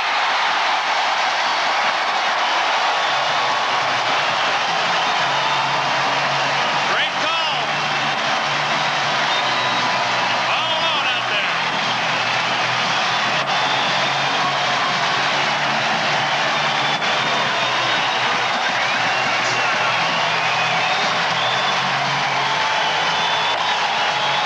You know what, John, a lot of times the He'll just not give it to him. Run the naked bootleg on the goal line. Usually if you do it perfectly, you've only got one guy to beat, and Cavillo beat Johnny Dixon to the outside. What a final 4.5 minutes this young quarterback has had. Cavillo has been perfect since coming into the game.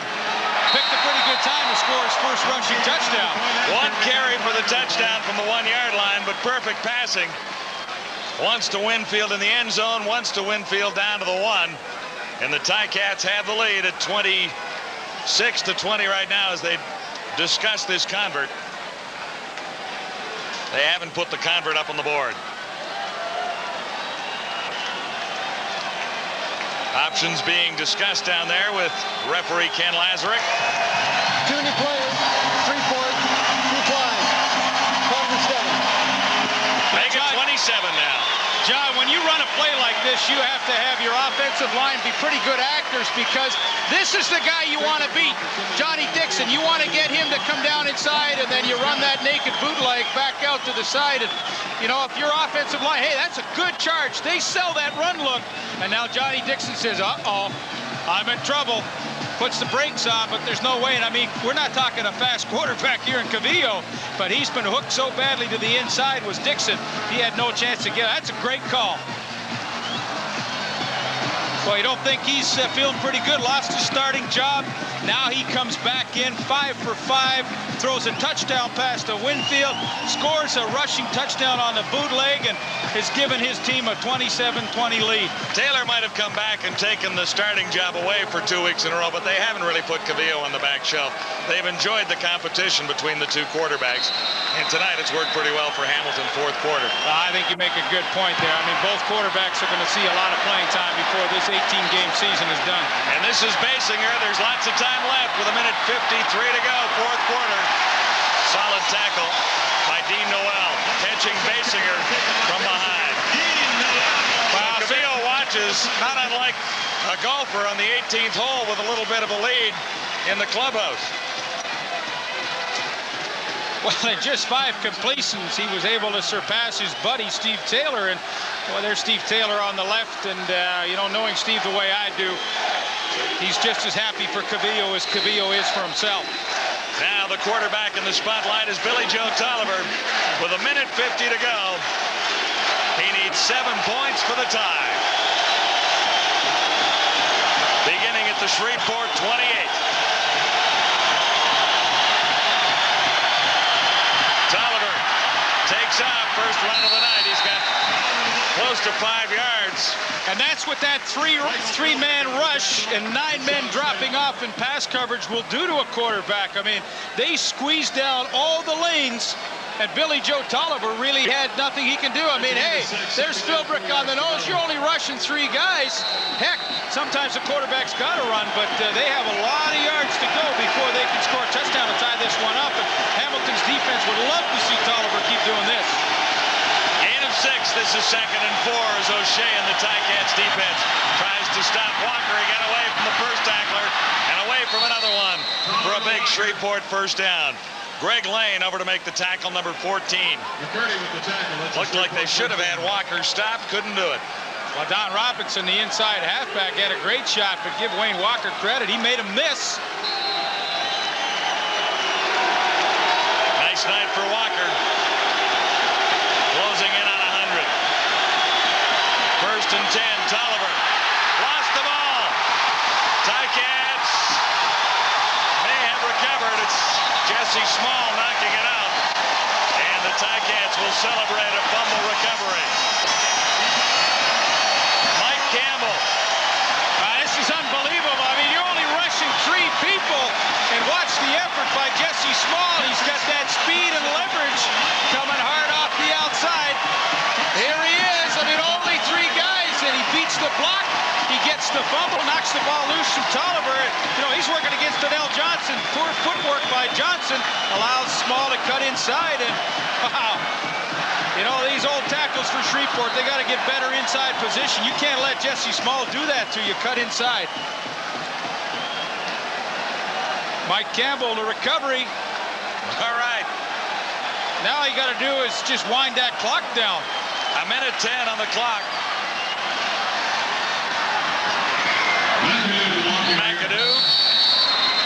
couple. Boy, if Hamilton goes on to win this football game and Jesse Small's fumble there on Tolliver will go a long way to helping that, they're going to have to look back and say, not only did we do okay in the turnover department, our defense played a heck of a game to keep us in it in the second and third quarters and halfway through the fourth. Third quarter in particular, when you looked at the Pirates hanging on to the football as long as they did, and the Ticats just giving up a couple of field goals.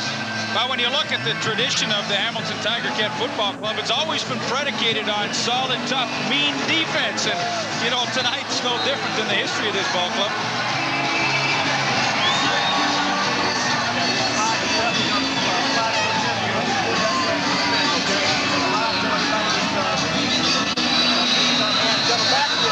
I like the way Dieter operates on the sidelines with every quarterback we've seen him with here. We saw him first with Cavillo in a starting role and with Taylor.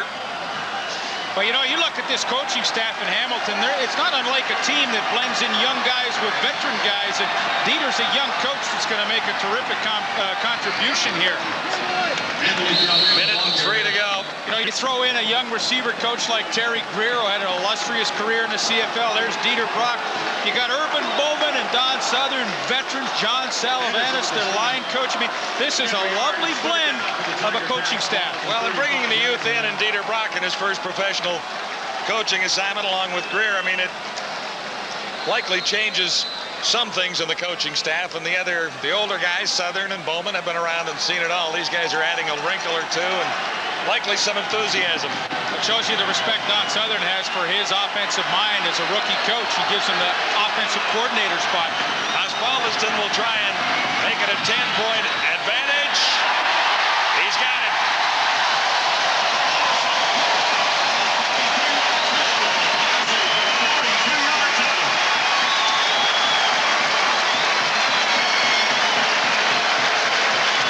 It's a great look here. Mike Kerrigan back at quarterback. Nice job to get it on the tee. Get a little slant on it. That's the way the kickers like it. Ball is Baldiston, no mistake. I've liked this ball game tonight, Leif. It's been a lot of fun.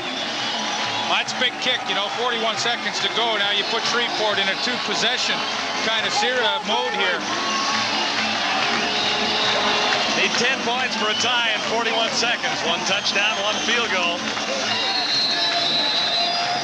Just to tie things up.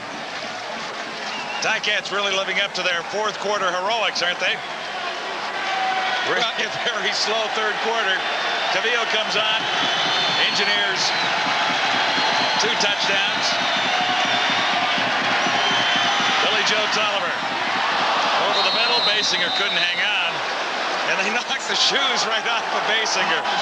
Michael O'Shea nailed Basinger, and both his shoes came off. And what she got, loafers on out there? I mean, goodness, both of them went off. I'd like to see this on a replay. There's the second one going on. I don't know how close we can get. O'Shea nailed him. You're going to get a good look at it here. Here's Mike O'Shea coming, boom, boom, boom, coming in. Watch this. Hey, the hit. Now you talk about, look at. Here's one hit, gets both shoes. Is that any good? 35 seconds left as Tolliver stands in. He's intercepted almost. Hassan Bailey had his hands on it and couldn't bring it down.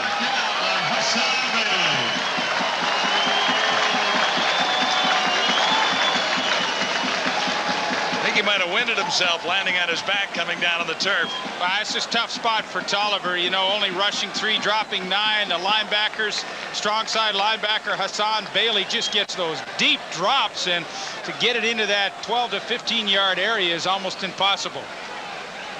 Maybe it's more serious than at first look for Bailey.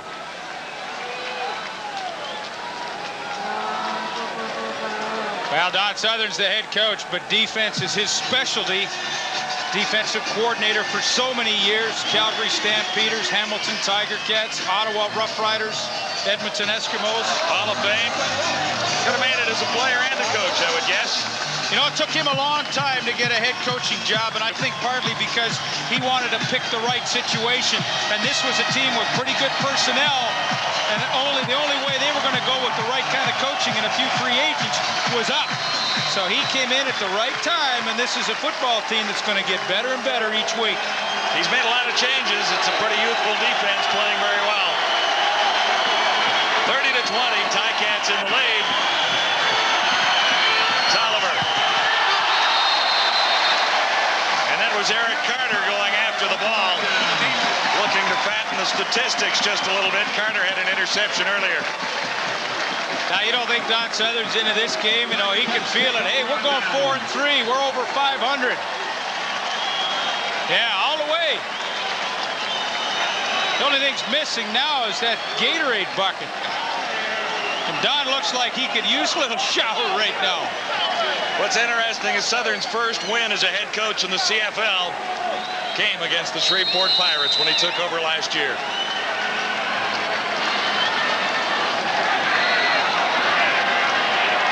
Well, Cavillo's perfect. I'd hand it off here, Leaf, if I were him, and keep those numbers 5 for 5. I think that's what he'll do.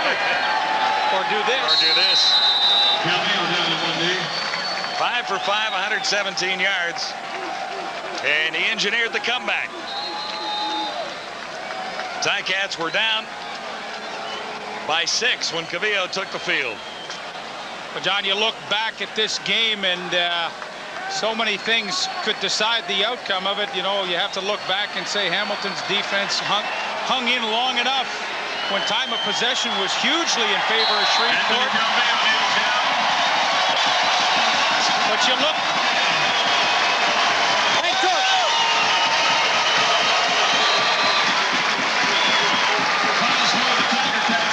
These guys are starting to feel like a Hamilton football team, aren't they? Well, they got a lot of character here, and sometimes it's a game like this that's not an oil painting, you know. I mean, they did struggle in this game, but they overcame it. They had pretty solid wins. Shreveport, for the most part, played pretty well. And this is one of those wins that, you know, maybe you carry it on to greater things. There's the guy who won it for the Tiger Cats, Anthony Cavillo, in relief of that guy, Steve Taylor. Big Texas.